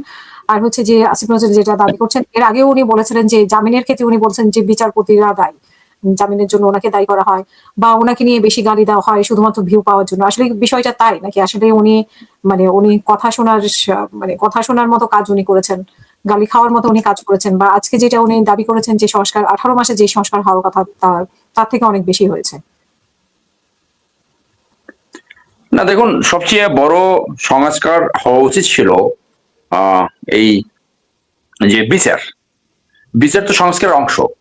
তো যারা গণহত্যাকারী এবং যারা মানি লন্ডারার, তাদের সেই বিচারই হলো না। একটা এই তথাকথিত বিচার ব্যবস্থা আমাদের যে ট্রেডিশনাল যে জুডিশিয়ারি, এই জুডিশিয়ারি দিয়ে কোনো উদ্বুদ্ধতর বিচার, যে মানুষের যে আকাঙ্ক্ষা, সেই আকাঙ্ক্ষা পূরণ করা সম্ভব নয়। আমাদের যে কলোনিয়াল ধাঁচের বিচার ব্যবস্থা, এই বিচার ব্যবস্থা অনেক প্রলম্বিত হয় এবং মানুষের আকাঙ্ক্ষা এখানে ফ্রাস্ট্রেটেড হয়। আজকে প্রোক্লেমেশনের মাধ্যমে যদি 10 জনের মানে ফাঁসি দিত, আজকে বিপ্লবী সরকার করে না ঠিক আছে, এরপরও একটা প্রোক্লেমেশন জারি করতে পারতো, একটা স্পিড আনতে পারতো। যারা গণহত্যা করছে, যদি 6 মাসের ভিতরে 10 থেকে 20 জন ফাঁসি হতো, তাহলে এই দেশটা 50 বছর ঠিক থাকতো। এখন যারা মানবতাবিরোধী অপরাধ করেছে, করেছে, তারা জানে they will walk free sometimes. এই আপিল আসবে, একটা নির্বাচন সরকার আসবে, মনে করেন বিএনপি এসে তারা এত বেশি দুর্নীতিতে জড়াই যেতে পারে। দুর্নীতি যদি নিয়ন্ত্রণ, এখন তো পারে নাই, দুর্নীতি যদি নিয়ন্ত্রণ করতে না পারে, তখন তারা নিজেরা এত বেশি দৌড়ের উপর থাকবে নিজেদের দুর্নীতি করার জন্য। ওই আওয়ামী লীগ যে দুর্নীতি 15 বছর করছে, সেই দুর্নীতি নিয়ে হাতই দিতে পারবে না। নিজেদের ভিতরে অন্তর্দ্বন্দ্ব সৃষ্টি হতে পারে। তো যখন এই বিএনপির নেতাকর্মীরা দুর্নীতিতে গত 15 মাসে যা বছর 10 গুণ যা করেছে, চাঁদাবাজি, সত্যমিথ্যা যাই হোক, এর অনেকাংশ সত্যতা রয়েছে। তো তখন দেখা যাবে যে এই দুর্নীতির কোনো বিচার হলো না, আর যারা মানবতাবিরোধী অপরাধ যারা করেছে, তারাও আপিলে সব বের হয়ে আসলো, 100 জায়গায় গেল, সব হয়ে গেলো, তাহলে কিছুই হলো না। তো সেই জন্য সংস্কারের সবচেয়ে বড় জায়গাটা ছিল সত্যিকারে যারা মানবতাবিরোধী অপরাধ করেছে, মানুষকে দ্রুত একটা বিচার করে দেখানো। আমেরিকাতে যদি ট্রাম্পের বিচার 1 মাসে হতে পারে, বাইডেনের ছেলের বিচার যদি 1 মাসে হতে পারে, বাংলাদেশ সেটা পারে না কেন? তো এই তথাকথিত বিচার ব্যবস্থা দিয়ে এইটা হবে না। আর আসিফ নজরুল যেটা বলছে, ওই প্রোগ্রামে আজকে আমিও ছিলাম, আজকে বিচার বিভাগের স্বাধীনতা এবং রুল অফ ল নিয়ে একটা আলোচনা হচ্ছিল, সেইখানে এই ক্লেমটা উনি করবে। কিন্তু আপনি যে কোনো একজন সাধারণ মানুষকে জিজ্ঞেস করেন যে চাঁদাবাজির পরিমাণ কি কমছে? কমে নাই। ঘুষের পরিমাণ কি কমছে? কমে নাই। রাস্তার যে অরাজকতা, একটা ফেল্ড স্টেটে যে অবস্থা হয়, মানে ট্রাফিক ব্যবস্থা আদিম কাল থেকে মানুষ যেভাবে ট্রাফিক ব্যবস্থা সেইখানে কোনো বাস ড্রাইভার রাস্তার বামে যায় না, রাস্তার মাঝখানে দাঁড়িয়ে প্যাসেঞ্জার উঠায় এবং নামায়। রিক্সাওয়ালারা সমস্ত ঢাকা শহরের রাস্তা দখল করে ফেলেছে অলরেডি। তো একটা সমস্ত সিস্টেম তো ব্রেকডাউন হয়েছে। তো একটা ডিসফাংশনাল স্টেট থেকে যেটা ফাংশনাল স্টেটে যাবে, সেটা তো কোন দিক যায় নাই। অর্থনৈতিক ব্যবস্থা একটা স্টেবিলিটি রাখতে পেরেছে। এটা তো যে কোনো ধরনের সরকার থাকলে কিছু ভালো কাজ হয়। কোন সরকার যদি নাও থাকে একটা দেশে, তাও 4% জিডিপি প্রবৃদ্ধি হয় মানুষের নর্মাল কর্মকাণ্ডে। তো ওরা চ্যাম্পিয়নশিপ করার মতো কথা বলার মতো কোনো অবস্থানে আসে নাই, বরং তারা কিছুদিন না যেতেই অনেকেই দুর্নীতির সাথে জড়িয়ে গেছে, অনেকে এখন আমেরিকায় প্রোটেকশন খোঁজে, অনেকে এখন ভারতে প্রোটেকশন খোঁজে, অনেকে এখন বিএনপির কোলে বসে বসে বিএনপির ভিতরে প্রোটেকশন খোঁজে। তো তাদের যে জন আকাঙ্ক্ষা, সেই আকাঙ্ক্ষার হয়তো একটা ক্ষুদ্র অংশ পূরণ করতে পারছে ওনার মন্ত্রণালয়। উনি ওই কিছু সংস্কার করেছে, সিআরপিসি, এক্সিকিউশন মামলা, এগুলা, হ্যাঁ, এই কয়েকটা ভালো কাজ হয়েছে। এটা আপনি যে কোনো ধরনের একটা সরকার বসাই দেন, কিছু ভালো কাজ হবে। কিন্তু খারাপ কাজ কি হয়েছে, এই যে পালাইয়া কিভাবে গেল, এইটা জবাব দিতে পারে নাই। এই বিচারগুলো দ্রুত একটা বিচার করে আমরা দেখাই দিলাম একটা বিচার হয়েছে, পরবর্তী বিচারের রায় কোথায়? আর এই বিচারগুলো তো আদৌ এক্সিকিউশন হবে কিনা আমার সন্দেহ হয়েছে। আমার ধারণা একটা হবে না। এই একজনের হয়তো ফাঁসি হয়েছে, কিন্তু একজনের ফাইনালিটি একজনেরও বিচার হবে না। ওই জায়গা হলো তাদের ব্যর্থতা। মানুষের মনে ফ্রেশ থাকাকালীন যারা যারা চরম অপরাধ করেছে, মানবতা বিরোধী অপরাধ করেছে, মানুষের ব্রেনে এইটা ফ্রেশ থাকার ভিতরে এটা বিচার করতে হয়। যেমন যেমন চায়নাতে মেলামাইন মিশিয়েছিল দুধের সাথে এবং সেইখানে কিছু মৃত্যু হয়েছিল, 3 মাসের ভিতরে বিচার করে ফাঁসি দিচ্ছে, 3 মাসের ভিতরে। আসল জায়গায় তারা ফেল করেছে। আর অন্য জায়গায় যে নতুন রাজনৈতিক ব্যবস্থাপনা, ঘুষমুক্ত সমাজ, দুর্নীতিমুক্ত সমাজ, তার আশেপাশেও নাই, কোথাও নাই। তো এখন উনি তো ক্লেম করবে, ওনার জায়গা থেকে ওনার বলা যায় তো কোনো উপায় নাই। কিন্তু অন্তর্বর্তীকালীন সরকারের ব্যর্থতার একটা বড় কারণ হলো আসিফ নজরুল। আসিফ নজরুলের উপরে ছাত্ররা নির্ভর করেছিল যে কাদেরকে এখানে অ্যাডভাইজার করা যায়, আবার প্রফেসর সাহেব তার উপর ডিপেন্ড করেছিল। উনি এমন একটা সৃষ্টি করেছিল যে সব জানতা সব শেষ একেবারেই, যার জন্য এবং এই পুরো এটাও হয়েছে যে এর ভিতরে যে যোগ্য যারা সত্যিকারের রেভলিউশন উত্তর একটা সরকারকে ডেলিভার করতে পারে, সেটা যদি আপনি পৃথিবীর ইতিহাস দেখেন, সব জায়গায় কিন্তু আসছে এই যে ওয়ার হিরো, মিলিটারি পার্সোনাল, কিন্তু তারা এটা কোনো কিছু হবে না, কোনো ভালো মানুষ এটা আনবে না। আপনি করছেন শিক্ষকতা, দিনে 2টা ক্লাস নিয়ে বাকি সময় আড্ডা মারতেন। আর ওই দেখেন না, টেলিফোন কনভারসেশন বাইরে গেছে, কাদের সাথে কথা বলতো, বলে আমি একটু আসি, হ্যাঁ, বলে না আমার জ্বর, বলে অসুবিধা নেই আমি আসি, এইগুলো করতেন উনি। তো একদিন শনিবার কাজ করে বলে এত কাজ আমি করি, শনিবারও আবার কাজ করতে হয়, বিকজ সে তো জানে না ব্যুরোক্রেসি অথবা মিলিটারি কিভাবে চলে। আমরা যখন জুনিয়র অফিস ছিলাম, দিনের রাত ছিল নাকি কাজ করার জন্য, শুক্র শনিবার থাকে নাকি অনেক সময়। একদিন শনিবারে কাজ করে বলে এত কাজ করে আমার অফিসেরা, কারণ he does not know how to run the administration. সেই জন্য উনি যে ক্লেম করছে সেই ক্লেম উনি করতে পারে, কিন্তু এই যে সংস্কারের যে ভালো দিকগুলা, সেইগুলা মানুষের কাছে আসে নাই এখনো, এবং সেগুলো আদৌ আসবে কিনা, পরবর্তী সরকার এসে সেগুলো রাখবে কিনা, দ্যাট ইজ অ্যানাদার কোশ্চেন। তো অনেক ধন্যবাদ। রাষ্ট্র 11 বাজে আমার খুব সকালে করে যেতে হয়, আমি স্যারের অনুমতি দিলে আমি I want to take leave from this. Thank you. অসংখ্য ধন্যবাদ, অসংখ্য ধন্যবাদ। কি বলছেন? অসংখ্য ধন্যবাদ আমাদের সাথে যুক্ত হওয়ার জন্য সাওয়ার হোসেন। আমরা শেষ করবো। তার আগে হাসিনা একটা জিনিস, হ্যাঁ। সারোয়ার, আমি তোমাকে ফোন করতাম, ওই যে এর আগে কথা হয়েছিল, ওইটা বললে আমার মনে হয় অনেক দর্শক এটা জানতে চাবে। মেজর সিনহা হত্যার রায়ের কার্যকরী হতে আর বিলম্ব কোথায়? আমি মনে করি যেখানে আছে তাতে যদি সরকার পক্ষ অ্যাটর্নি জেনারেল অফিস খুব দ্রুতভাবে চেষ্টা করে, তাতেও 6 মাস সময় লাগবে, মিনিমাম 6 মাস। আর যদি এটা নর্মালি যায়, তাহলে এটা এখান থেকে যেখানে আছে সেখান থেকে 2 বছর সময় লাগতে পারে। তো যেটা হলো যে আরো তিনটা স্টেপ বাকি আছে এখনো। একটা হলো এপিলেট ডিভিশনের শুনানি, তারপর হলো রিভিউ, তারপর হলো প্রেসিডেন্ট ক্লেমেন্সি যদি মার্জনা চায়। তো এখন হাইকোর্টের রায়টা প্রকাশ হয়েছে, আপিল করার টাইম এখনো শেষ হয় নাই। এই টাইমে যদি তারা আপিল করবে, আমি জানি একজন লয়ার আমাকে ইনফর্ম করেছে তারা আপিল করবে। আপিল করলে হাইকোর্ট ডিভিশনে যেভাবে শুনানি হয়েছে এইভাবে পূর্ণাঙ্গ শুনানি হবে। মনে করেন এখন 2026, 2024, 20, 22, 21 সালের যে আপিলগুলো পেন্ডিং আছে, এমনকি 12 বছর আগের আপিল পেন্ডিং আছে, সেইগুলো এখন পর্যন্ত শুনানি হয় নাই। তাহলে এপিলেট ডিভিশনে এই সিনিয়র এপিল হবে 2026 সালে। 2026 সালের আপিল যদি প্রায়োরিটি লিস্টে এনে শুনানি করতে চায়, তাহলে ল মিনিস্টার এবং অ্যাটর্নি জেনারেল অফিসের সেটা উদ্যোগ নিতে হবে। তারা যদি উদ্যোগ নেয় তাহলে এই মামলা আবার একইভাবে শুনানি হবে, এবং ওই শুনানিও প্রায় 1 থেকে 2 মাস সময় লেগে যেতে পারে। সেই শুনানি হওয়ার পরে সেইটা জাজমেন্ট হবে। জাজমেন্ট হওয়ার পরে তখন এদের আবার রিভিউ করার একটা অধিকার থাকে। এই স্টেপ এক্সস্ট করার পরে, রিভিউ ফর্ম এক্সস্ট করার পরে যদি তারপর ফাঁসি কার্যকর থাকে, ফাঁসির আদেশ থাকে, এবং আমরা আশা করি ফাঁসির আদেশ থাকবে, তখন তাদের আর একটা স্টেপ থাকে আইনি, যে তারা প্রেসিডেন্টের কাছে জীবন ভিক্ষা চেতে পারে। ওইটা এক্সস্ট না হওয়ার আগে প্রেসিডেন্টের কাছে যদি আবেদন করে, সেই আবেদন রিজেক্ট হওয়ার 7 থেকে 21 তারিখ, এই 21 দিনের ভিতরে তাদেরকে এক্সিকিউট করতে পারে। এইটা হলো আইনি বিধান। তাহলে এখনো 3টা স্টেপ বাকি রয়েছে। সেই জন্য ওই যে বললাম, ওই কলোনিয়াল টাইপ যে বিচার ব্যবস্থা, it takes long long long time. সেই জন্য এই সময়টা, সেই জন্য ফাঁসি দেওয়ার এখনো টাইম আসে নাই স্যার। Thank you. অসংখ্য ধন্যবাদ। আমি আপনাকে অসংখ্য ধন্যবাদ। আমি যখন আপনার কাছে আরেকটি জিনিস জানতে চাই যে বিডিআর কমিশনের পাবলিক মানে পাবলিকলি করা হয়নি, এটি কেন? এখানে তারপরে ওনারা নিরাপত্তা চেয়েছিলেন, সেটাও ওনাদেরকে নিরাপত্তা দেওয়া হয়নি, এটা শুনতে পেয়েছি আর কি কমিশন থেকে। কোনটা আমি বুঝি না, আবার একটু বলেন। নিরাপত্তা মানে কমিশন, বিডিআর কমিশন, মানে বিডিআর তদন্ত কমিশনে ওনাদেরকে নিরাপত্তার জন্য ওনারা চেয়েছিলেন, বাট ওনাদের নিরাপত্তার ব্যবস্থা করা হয়নি। আবার রিপোর্টটাও কিন্তু বিডিআর কমিশনের যে রিপোর্ট, সেই রিপোর্টটা পাবলিক করা হয়নি, পাবলিক করা হয়নি। এটা তো আমরা যদি শুনেছি যে কমিশনের চেয়ারম্যান উনি বলেছেন যে এই ডকুমেন্টটাকে ক্লাসিফাই করে নাই, এই জন্য যাতে এটা জনগণ জানতে পারে, সরকার এটা সবার কাছে ওপেন করতে পারে। তো সরকার কেন করে নাই এটা, ওই আমি বলবো ব্যারিস্টার সারওয়ার যেটা বলে গেলেন যে এটা আইন মন্ত্রণালয়ের ব্যাপার, ওরা এটা বা সরকারের ইয়ে নিয়ে, এটা তো যদি ব্যাপার নাকি মানে স্বরাষ্ট্র মন্ত্রণালয়ের ব্যাপার, যে এই দুইটাতে তো স্বরাষ্ট্র মন্ত্রণালয়, আইন মন্ত্রণালয় দুইটাই ইনভলভ থাকার কথা আমি যতদূর জানি লেমেন হিসাবে। তো এখন কেন করে নাই এটা ওনাদের ব্যাপারে, এটা তো আমি আসলে বলতে পারবো না। আর নিরাপত্তার ব্যাপারে এইটাও তো আসলে ডিসিশনের ব্যাপার সরকারের, এটা আমাদের বলার কিছু নাই। বাট আমি ক্লোজিং এ একটা জিনিস বলতে চাই যে হুঁশিয়ার করে দিতে চাই রাজনৈতিক দলগুলোকে, প্রত্যেকটা রাজনৈতিক দলকে আমি বলতে চাই যে আগের স্টাইলে যদি ইলেকশন ইঞ্জিনিয়ারিং করার চিন্তাধারা কেউ থাকে, যেমন আমি কয়দিন আগে আমার ফেসবুকে স্ট্যাটাস দিছি যে people will slice them up.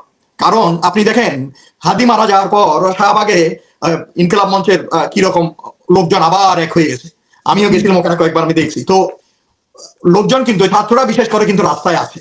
কাজে কেউ যদি ইলেকশন ইঞ্জিনিয়ারিং করার জন্য কারসাজি কারচুপি এগুলো করার চেষ্টা করে, আমার মনে হয় না ভোট কেন্দ্র থেকে বাড়ি যেতে পারবে।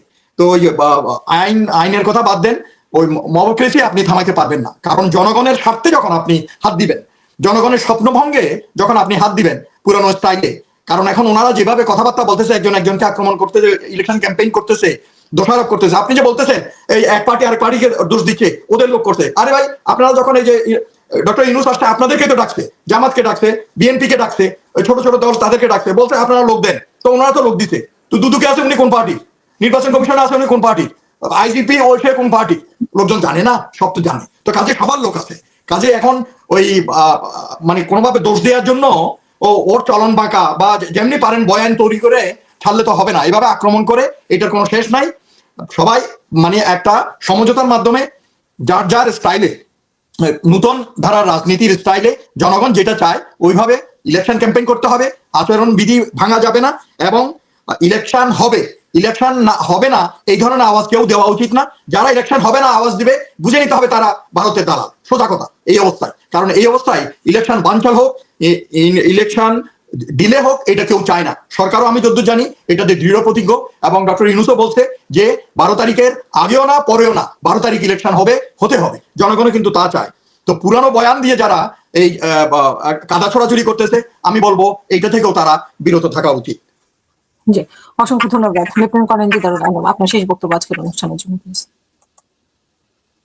মাইক্রোফোনটা অন করে নিন। ধন্যবাদ হাসিনা ম্যাম, আপনার আজকের আলোচনাটা অত্যন্ত ফলপ্রসূ হোক সেটা আমরা চাই। অনেক কিছু আমরা আলোচনা করলাম।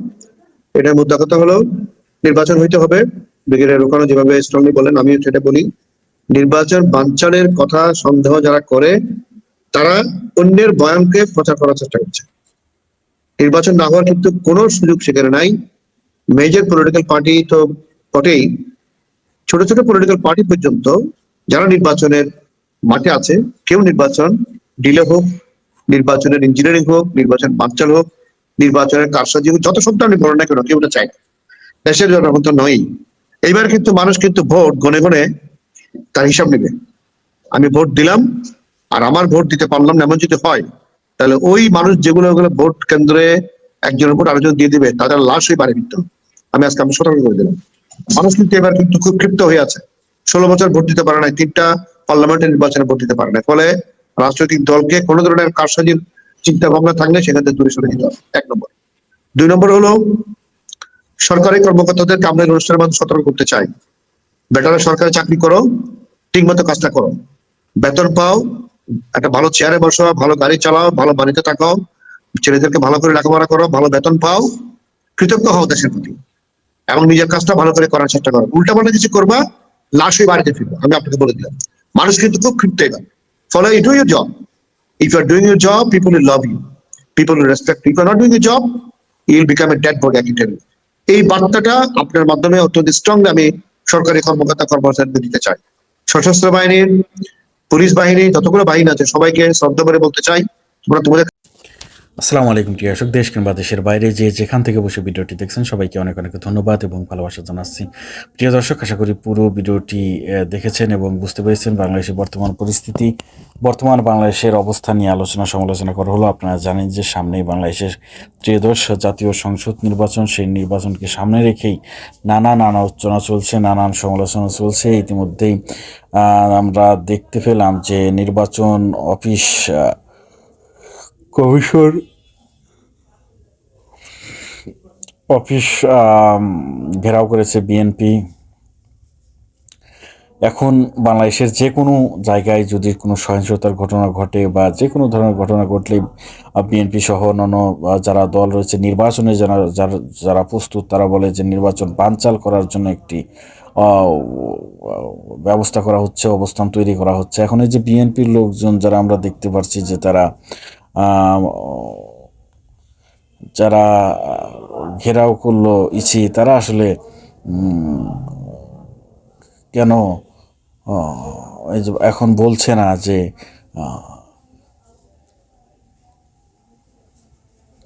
যে নির্বাচন বানচাল করার জন্যই এই প্রস্তুতি নিয়েছে বিএনপি। পরাজয় জেনেই কি বিএনপি নির্বাচন কমিশন ঘেরাও, নির্বাচন নিয়ে নতুন সংখ্যা, এর আগেও আমরা বিভিন্নভাবে দেখেছি এই নিউজগুলো। এবং বাংলাদেশের সবগুলো নিউজ যদি আমি আপনাদের একটু দেখাই, তাহলে দেখেন, আমরা একটু এই নিউজটা দেখি। 56 সেকেন্ড আগে পোস্ট হয়েছে। একটি দলের প্রধানকে নিয়ে সরকার বাড়াবাড়ি করছে, বাংলাদেশের জামাত ইসলামী এই কথাটি বলেছেন। কোন দলের প্রধানকে নিয়ে বাড়াবাড়ি করছে আপনারা বুঝতেই পারছেন।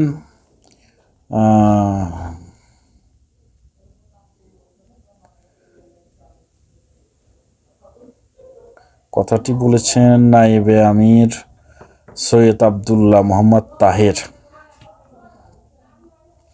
প্রিয় দর্শক, এছাড়াও আমরা নির্বাচনের আগে